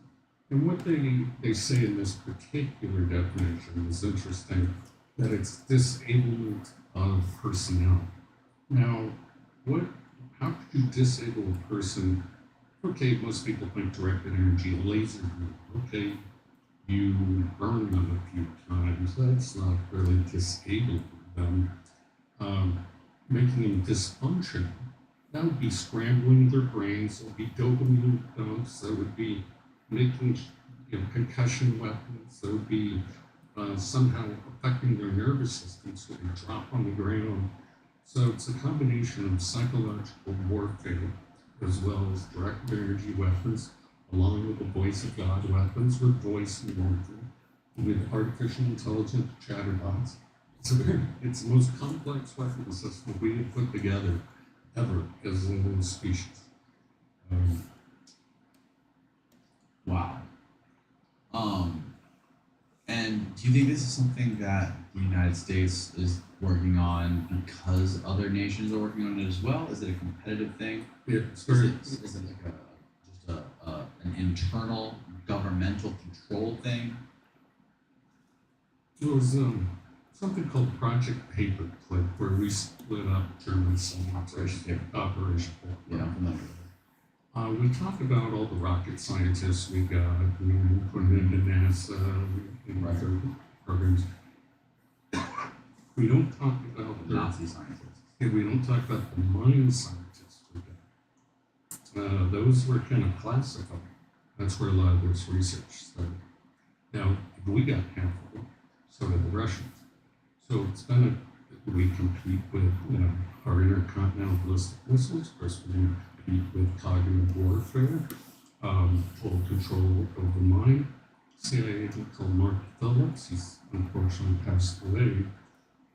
He did a lot of work on exposing this type of world domination through psychological warfare. And he also helped a woman, whose name is Cappy. No, I can't remember his Cappy. And and he helped her out, he programmed her and some other times. And they wrote a book together that's very popular. That's about all I can say for now. When you talk to other people who have experienced the same thing you have and are going through the same thing, do you guys do anything to or do you guys talk about things to do to be proactive in sort of mitigating the effects of this happening to you guys and to people in the future, to multiple people? Is there a way to deter this, or is there a way to avoid this from happening? This has to become a political issue. The politicians have to, the government first. First of all, the government has to acknowledge that this is happening to civilians, not just to the diplomats and spies overseas. It is happening domestically. My case can be swept under the rug. I have every expert that I've seen. I have a validated case, as validated as those diplomats that listed in the intelligence report. The latest intelligence report on the subject was issued on February 1st of this year. It's a joint report of the Office of DNI, Director of National Intelligence, and CIA, and they said 24 cases we can't explain, and the most plausible explanation is directed pulse microwave energy. I am exactly in that category. My case is valid, validated, I have brain damage, I have vestibular damage, and the agency that's supposed to investigate it is the FBI, because I'm a civilian, it's happening domestically. They ignore it. I went to my congresswoman, she brought an inquiry to the FBI, and they basically responded with a nonsensical letter. That's something that there are no facts that any law is broken or something, it's under our jurisdiction.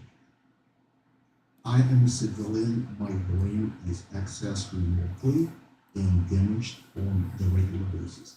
In 3.5 years, you look at my brain scan and it looks like a battlefield. All those delta connection, all this broken connection, the connectivity, my vestibular organs are shut. If I close my eyes, I stand up, close my eyes, I will fall. So he asked what else we're doing and in order to stop this. A lot of us do research, jammers on certain frequencies, on certain patterns, seems to help some.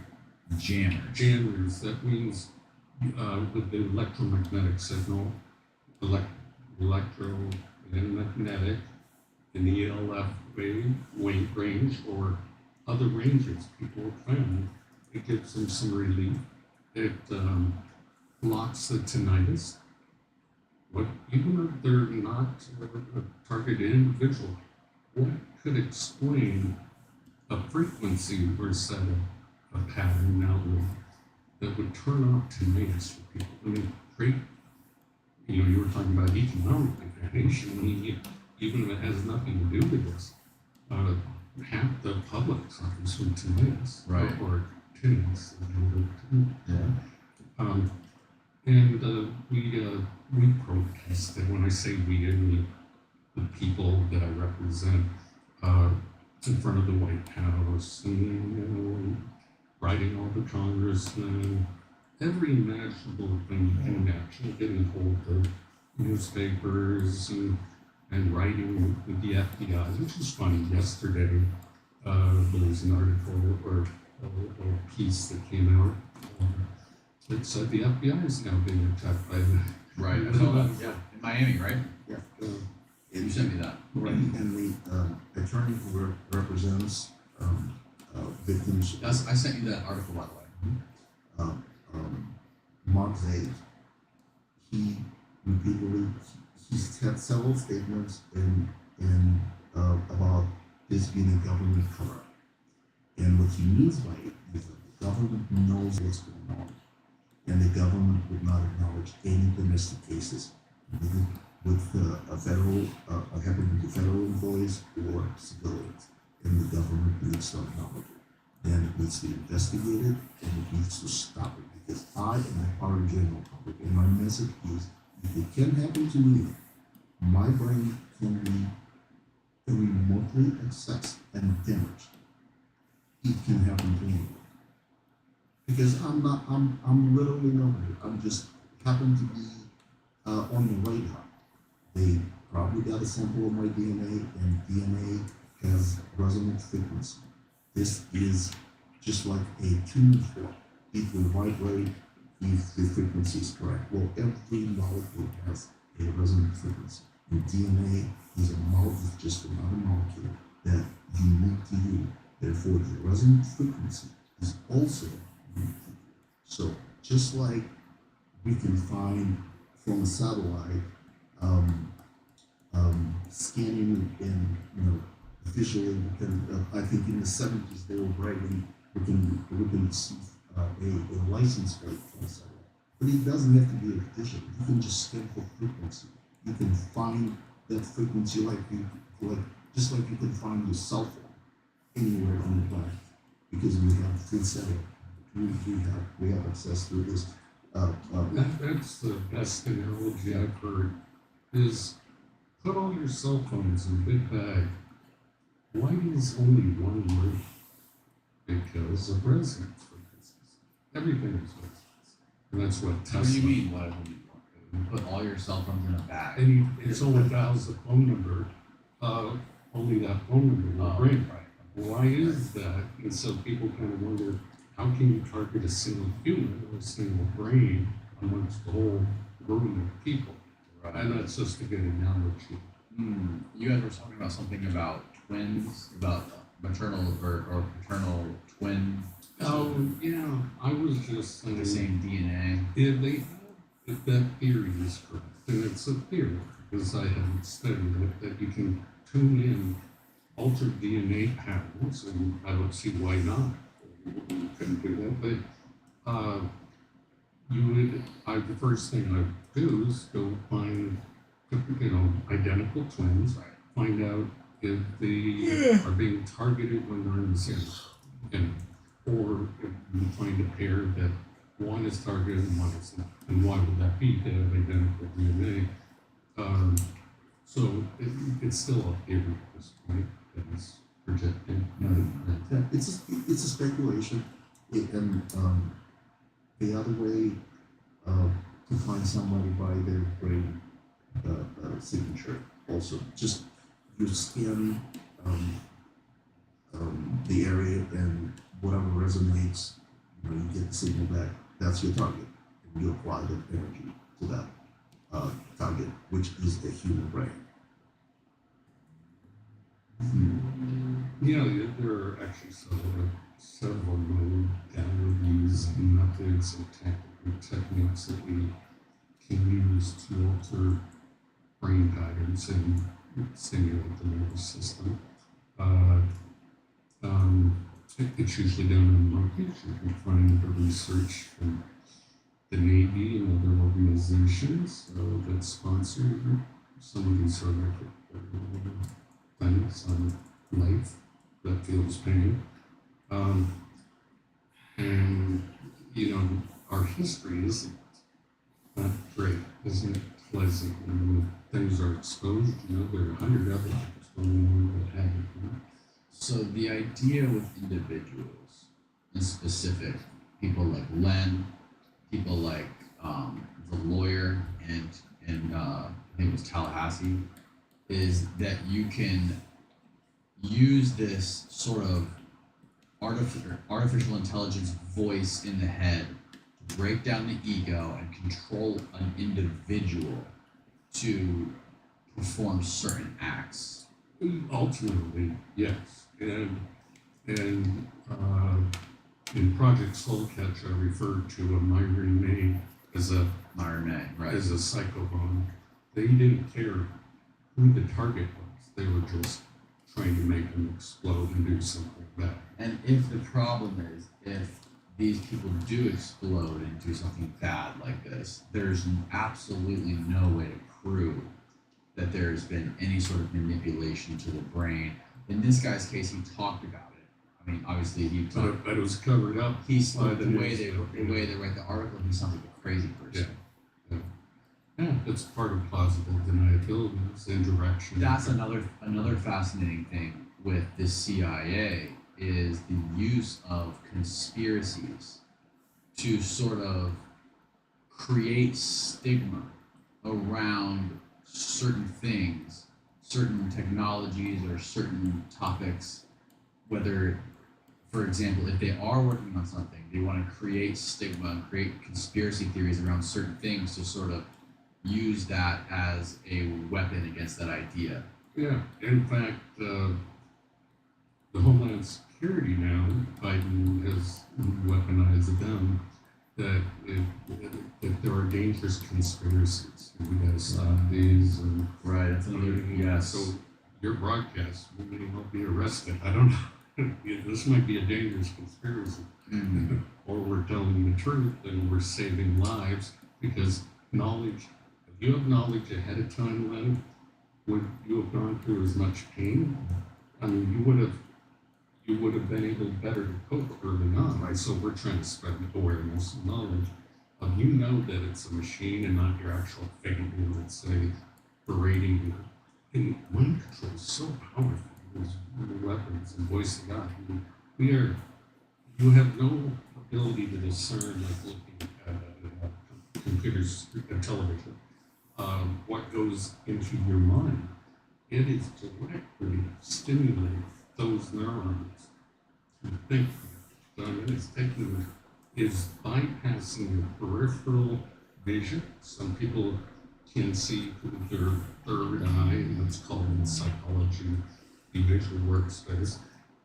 Some people can smell artificial things, taste artificial things. All the senses have been bypassed, like in the movie Matrix.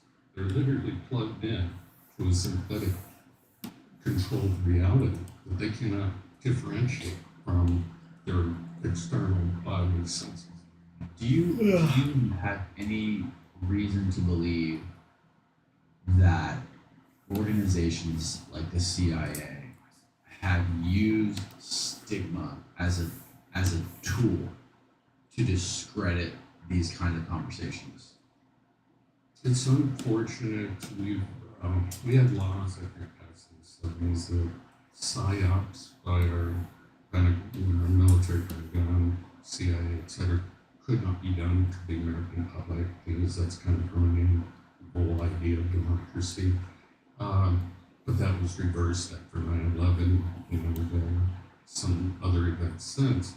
So I mean, it's the game of war, and war games that all countries play with each other. And of course, they're going to do it.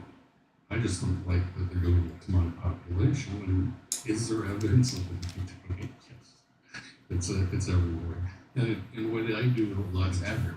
yeah, and a lot of times what I do in my research, because I'm a scientist, is I'll go through the patent office, let's say, and there's obvious economic good science that's going to lead somewhere, and then a big black space. I look in those black spaces. Why isn't there more research there? It went dark. That was the pull. The research went dark. There are a lot of examples and this is the biggest one for me, the whole from Matrix. is this technology's world changing, and people are complaining about it everywhere. uh, the news won't go. I mean, that is a huge cover up, and all they have to say is, "You're crazy," and then the response is, well, "You're just not." There are two forms of. You can be an ultimate skeptic, which will get you nowhere, or you can be totally, gullible. And those are two extremes. And just do, your research and you'll see all this. What do you think? I think the biggest problem is people can't imagine how much this neuroscience advanced, how much it matured, what the possibilities are. It is often described as science fiction, but it is totally real. It's real, and every neuroweapon expert, from Giordano to McRae to Krishnan and their colleagues, are saying this is no longer science fiction. This is a reality you have to accept, and we have to deal with it. That the civilian population is attacked. The technology exists. Your brain can be accessed remotely, damaged remotely, and we need to have a public conversation. Let me ask you then, don't you think Hollywood and a lot of movies and etc. are slowly getting the next generation ready to accept this kind of technology? There are so many movies made about it, and but they're in the realm of science fiction. It would be a good way to make someone like Elon Musk the scapegoat, for example. We just developed this technology, so and maybe it can cure mental illness. This is my hypothesis. They're going to stop it one day. They're going to say we have neurotechnology that can retrain the brain out of its dysfunctional patterns. Suddenly they just, they quit torturing the people with TIs and they don't do it anymore. And they just say, well, because we found a cure. And that's how they're going to excuse all the past atrocities. This is called a menticast, which is menticide, the killing of the mind, and it's done on a mass scale, menticast. And I think they're going to get away with it. I really do. I know that's depressing, but I don't think we're going to be able to expose this because it will create anarchy if people believe it. How many weapons, how many different projects like this are going on right now that are completely hidden from the public, that the public has no idea about? So things like what we're talking about right now, people are aware of it. People have been aware of it for a while. People have been talking about Havana syndrome for a while. Nothing has been done really, but I mean, things like this people are at least aware of. How many more things are there beneath the surface that people don't have any idea about? They're all interconnected. Wars about ultimately controlling the enemy. The book, The Art of War, is excellent short reading. And it's to make your enemy believe you are near when you are far. It's to believe you are weak when you are strong. It's to believe you are, unorganized when you're very smart and strategic. And so they play all these games along with the torture scripts right out of the books on the target.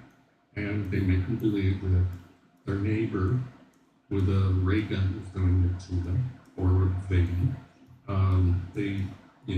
You are near when you're actually far. All they have to do is jump on the airplane, find out, follow the number. How many projects? They're so integrated. They're numerous. But you see the beginnings of it. Like I remember as a child, I made a mazer. Mazer is like a laser, the M just stands for microwave. application stimulated emission radiation.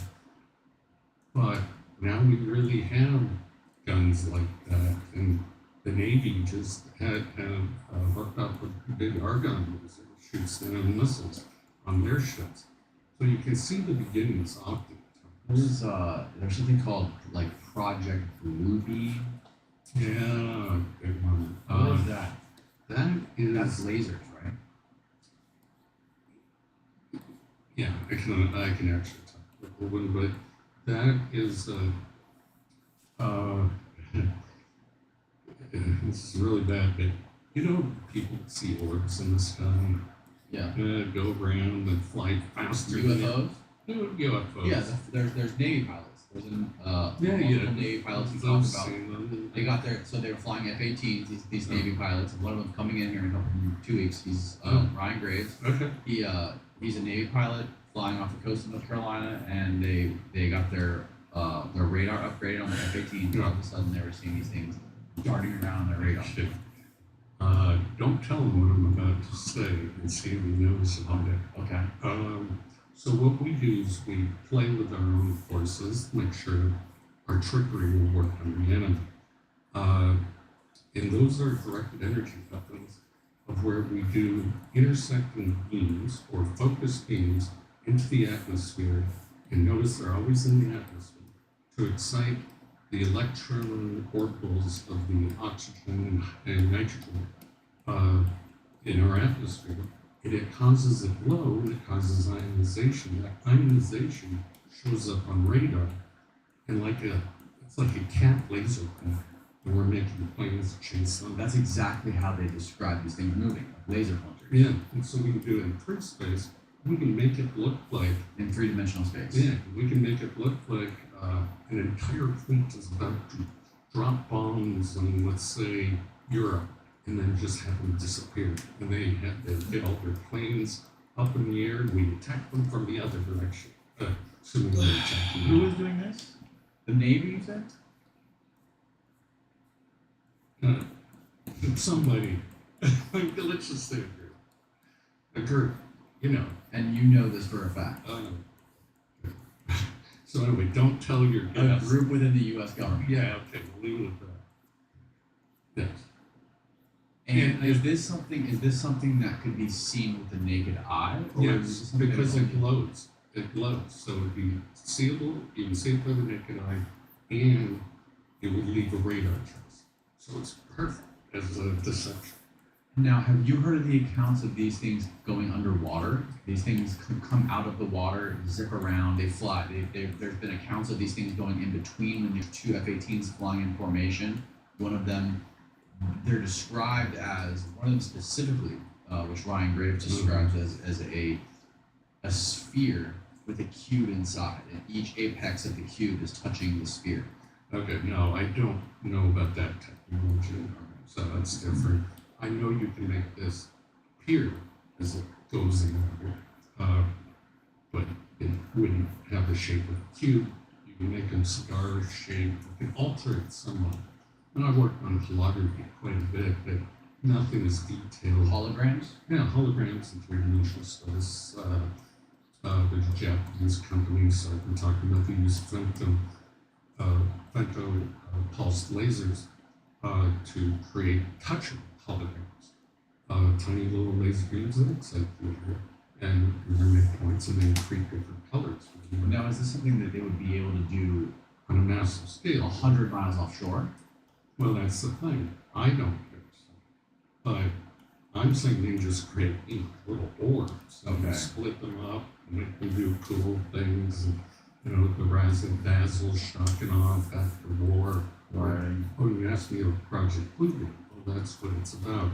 And it involves the voice of God that I was talking about. Project Bluebeam. And this got leaked. So it probably won't have the effect and we probably won't do it. But if you wanted to bring the world together, as President Reagan said in several UN speeches, you would have a common enemy like evil aliens attack. We forget our differences and we fight against it. We wouldn't look at each other as Chinese or Russian or Yeah. American. We look at each other as friendly. It's for humans. Yeah, it's right.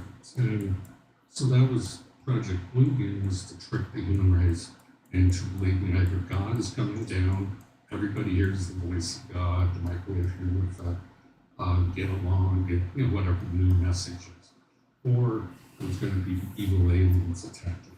And notice how they all of a sudden, all the governments release all their information on UFOs, and there's a whole division dedicated to it. And that's just deception. You think it's all I deception? don't. Really? But that's my opinion. I've looked at all the videotapes and that people have given me, and I can explain away each one of them. So apparently, but there's apparently lots of footage and videos and photos that have not been released to the public. Yeah, I haven't seen these. I can't And if you think this is all some sort of psyop, what do you think the ultimate purpose of it is? distraction against a lot of this human experimentation. Distraction. Distraction. Remember I told you the people I interviewed, they're actually told we're evil aliens and we're doing this to some of them. People that are doing something similar. Exactly. How many people have you interviewed personally? 2,500, roughly. 2,500. Yeah. So I would get sample point of all the trickery they use. Yo, what up, No She Bear? Now, What's when up? you do these interviews, do you sit down in person with all of them? No, I don't know. Oh, number of likes, just hearts. Some Do you record them? No, I respect his privacy, honestly, and I was worried. They don't give you permission to record it? Some of them do, and I say no, I'm not leaving any trace that I'm a little paranoid, but if I can't bring it, I don't want anyone's name attached to it. That was just my policy, and it's like any good shrink. You don't we keep people's privacy. So with artificial intelligence, the way it's evolving in the military sector and in the commercial sector, if there's no accountability or transparency for the development of this kind of technology, how is it possible to be optimistic about the future of humanity? Let's just say this is a catastrophic evolutionary event of the human race. I don't think it can be stopped.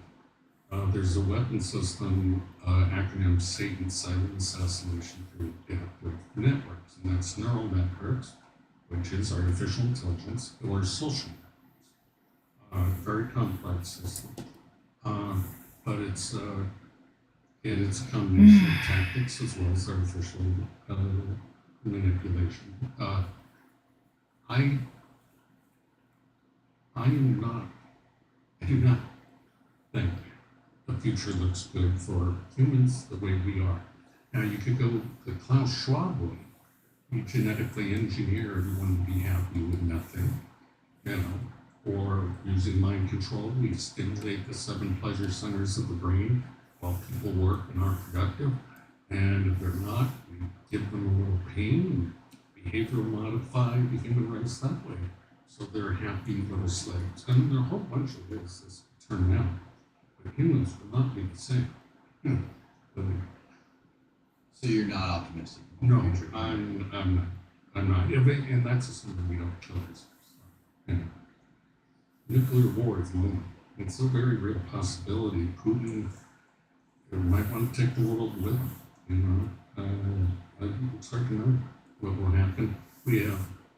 I don't even know if this is public, but we have something like 1,300 class 3 pathogenic bioweapons development. Man, I hate I was there earlier. I legit can't be on long, sort of been unwell. I'll feel better, dude. Yeah, there's so many possibilities. Good. There's so many possibilities. And just getting into the fringe of neuro weapons and lasers is something that boggles my mind. But it seems like nukes are a primitive They are. weapon compared to what we have now. Everyone can build it. We monitor the world, make sure they're not. In fact, that's why they got into the war in Iraq. We had bad intel. We thought they were actually purifying uranium, weapons of mass destruction, etc. That was their to the public. The CIA guys said no. They told them those parts that they bought were not prepared from uranium or plutonium. Anyway, that's their internal. It's a primitive weapon, and no one wants to use them because it destroys buildings, property, stuff. What they want to do is change the people's culture with Vermont. It's a competition with that. That would be the best one. And that's why mind control weapons or no weapons and cognitive weapons are everyone's racing to do. Now you can still use bullets and bombs, but that destroys buildings as well. You could use a neutron bomb that just irradiates a dirty bomb that irradiates Thank you. the city and kills the people, but then it's radioactive for 50 years and unusable. So China said the future wars that they're looking at are going to be biological weapons, mostly, and then robot wars, literally. We have Boston Dynamics. They have their equivalent, and these dogs with, I'm not making this up, but dogs with laser beams on them and can target. It sounds like an Austin Powers movie, sharks with laser beams on them.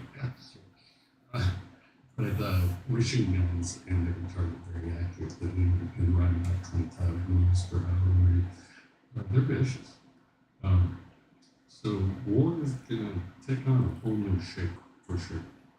So the U.S. government has recognized this. Seriously, as a real while I thing for while I people, play, foreign I agents, get better for CIA Sonic agents, Movie whatever, 3. former I have to diplomats, get they're better for being that. taken care of medically for them, and they're being treated, I correct? didn't know they were making a And third the one. problem is no civilians. I haven't seen the first one.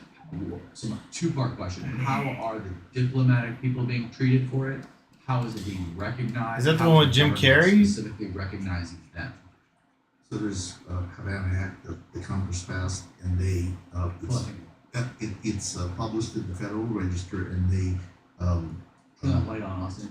they listed. They didn't list the diagnostic criteria, but they said that a board-certified neurologist can diagnose it based on these methods: MRI, EEG, computed tomography. So neurological damage acquired due to hostile activity or something like that. The Havana abbreviation, that's what it stands for. There is no recognition from any government agency that it is happening domestically to either federal employees or civilians. And my case is a perfect example of it. I've been diagnosed, I have the same diagnosis. All the experts recognized it. They're all on the same page. The government would not investigate it, would not recognize it. And if it doesn't recognize it, It's good. I've never seen the first one. I gotta watch it. Have to get better for that. How my husband said John Wick. John Wick is Shadow. That's the conversation. What kind of treatment are these former diplomats or former Shadow, the CIA Sonic agents character, is getting? played by Keanu Reeves. Is that what you're saying? If their active attacks stopped, the interesting. treatment is very similar to He's voicing it? post-traumatic brain injury. It's basically rehabilitation. In my case, I was recommending vestibular rehabilitation, and it simply doesn't work because I am being attacked every day. So I go to vestibular rehab and they say, "You're worse than last time." I said, "Yeah, because I had several attacks in between."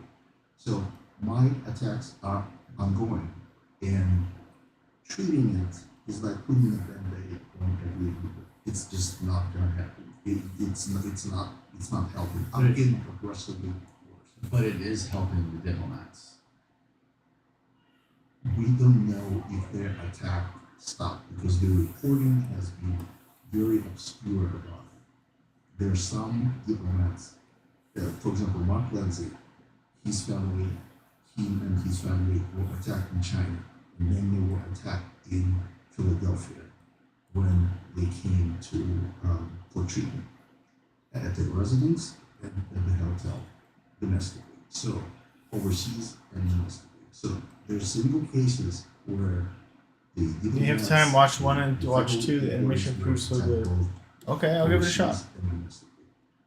The Cuban diplomats, the reporting is rather obscure, but so your guess is as good as mine. I don't know if they stopped or if they continued, but they receiving some kind of rehabilitation treatment. Yeah, that would be an incredibly interesting question. I don't have access to those people to find that out, but imagine a knife wound, stab, and you keep turning the knife. There's no way for the burn to heal. There's no way for this psychological scarring from all the breakdown scripts and torture to actually heal because it's continuous. It's a slow kill. But the important thing to recognize is that our government has publicly acknowledged that this technology does exist and is being used outside of the United States, at least. They may not be recognizing it. They're recognizing that it's real, right? This is not a conspiracy theory. This is a real weapon that our government has confirmed is being used either by adversaries or by us against other adversaries, right? Correct. They have not identified the weapon, but they have identified that it's a real thing from directed energy. Correct. Just, we gotta get to the point where they can recognize that it's being used in the domestic, inside our country right now. Correct. How it's being delivered, who's behind it, why they're doing it, we all need to know. If I'm a non-consensual experimental subject for a neural weapon that's being delivered, which is my really most plausible hypothesis, because I didn't see any foreign agent in Bloomingdale, Illinois, driving the van. I mean, obviously, Yeah. this is not There's happening. no guy doing a drive-by No. holding a satellite dish. No. Thank you guys very much for coming on here and talking about this. I really appreciate it, Ryan and Duncan. And again, thank you for having us. And we want people to look up Evanescent. And this is just the tip of the iceberg while we're on here. And to ask your politicians to, and news agencies to look deeper into this. And until people are fully aware what Evanescent syndrome is, they're not going to understand the public's health issues that could occur. That can happen in Glen, it can happen in. And so thank you again. And where, Glenn, where can people find out more about you specifically and the talks that you do and find more of your work and same goes for you? I'm Peter's at P. Sardonicus. That's my best. Can you spell that? PSAR. Have a good night, you too. ONICUS. Okay, I'll put a link so we can, okay, that's linked below. And Duncan. I have my popular book is Project Soulcatcher, Secret Cyber Cybernetic Warfare Revealed. It can be found on Amazon. I personally, just myself, my private page, like my sense of humor or not, you get it. And that's just that Robert Duncan on Facebook, and you'll recognize me. But right now I'm restricted. How Facebook does that. You tell too much truth and then get your sense of humor. All right, well, thank you guys both very much. And sleep tight, everyone.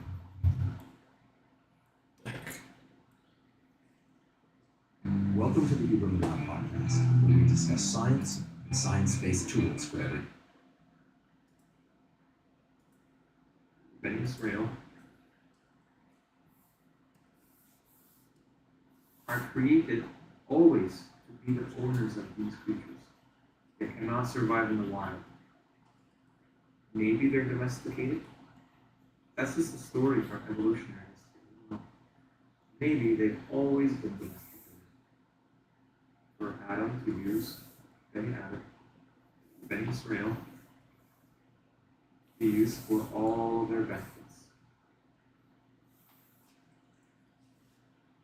they put in their cattle, right? But really, the livestock. Even today, things of value are called stock, the stock market. So here it says we have payment for you. Allah tamed these animals for us. Maybe that's what it means, not sure.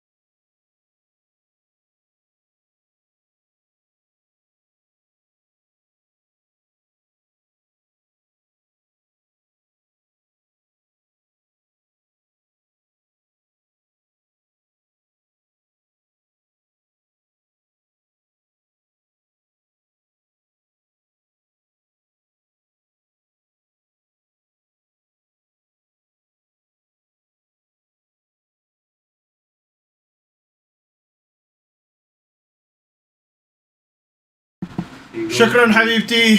I love you. Appreciate it.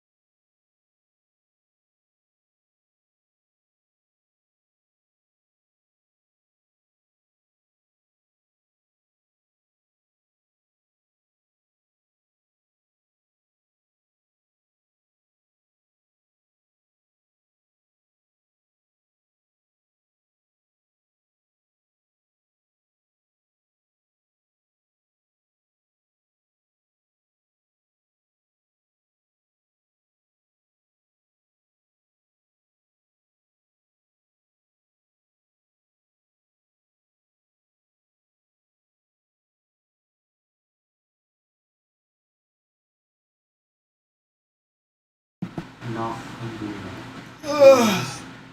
I like this. I think take care of it, inshallah. Where your body does not. Inshallah. have What's that, sugar guys? as an energy source. This is ketone bodies. Those are fat, animal fat derivatives. So, yeah, imagine the people around you. You can almost gauge where that comes from, right? Even bodybuilders eat like crazy livestock.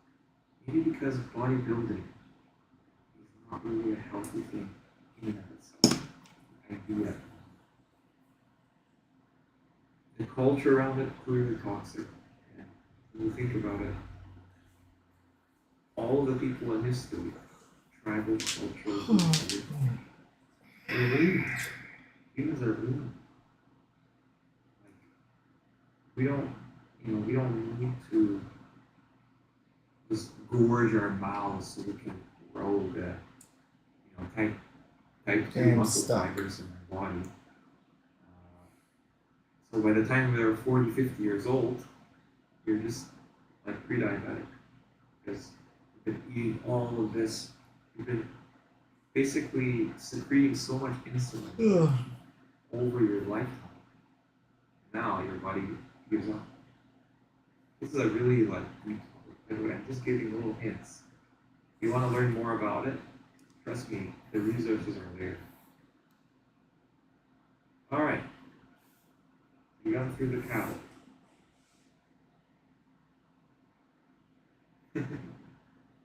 Let's see the review.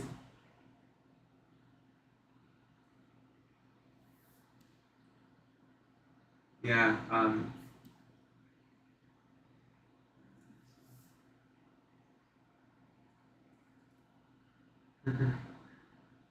yeah, Elias, you're gonna find that the Quran community is as tight-knit as it gets. You know why? Because everything is against this. Organized religion, non-Muslims, atheists, humanists, vegans now.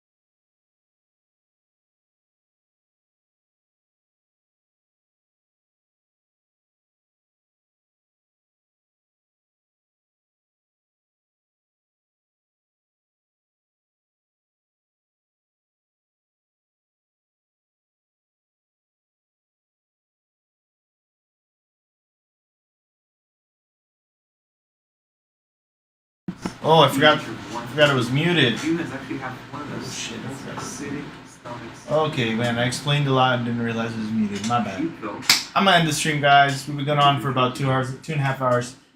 Time to go. Time to stretch. Time to get some refreshments. I'll be back to knock out 1, 2, 3 more of these guys, and then all we gotta do is work on this section over here off live. For the day, we're done. Tomorrow, we're gonna be knocking out this whole row. And this, believe it or not, is gonna be a little more easier because most of it is already set up and it's mostly information based. And some things I won't be able to actually do on the live. Actually, we'll see how it goes. All right, guys. Have a good one. Later. Massive digestive tract. You got a package. Of course. The package You're para gonna be grasshopper.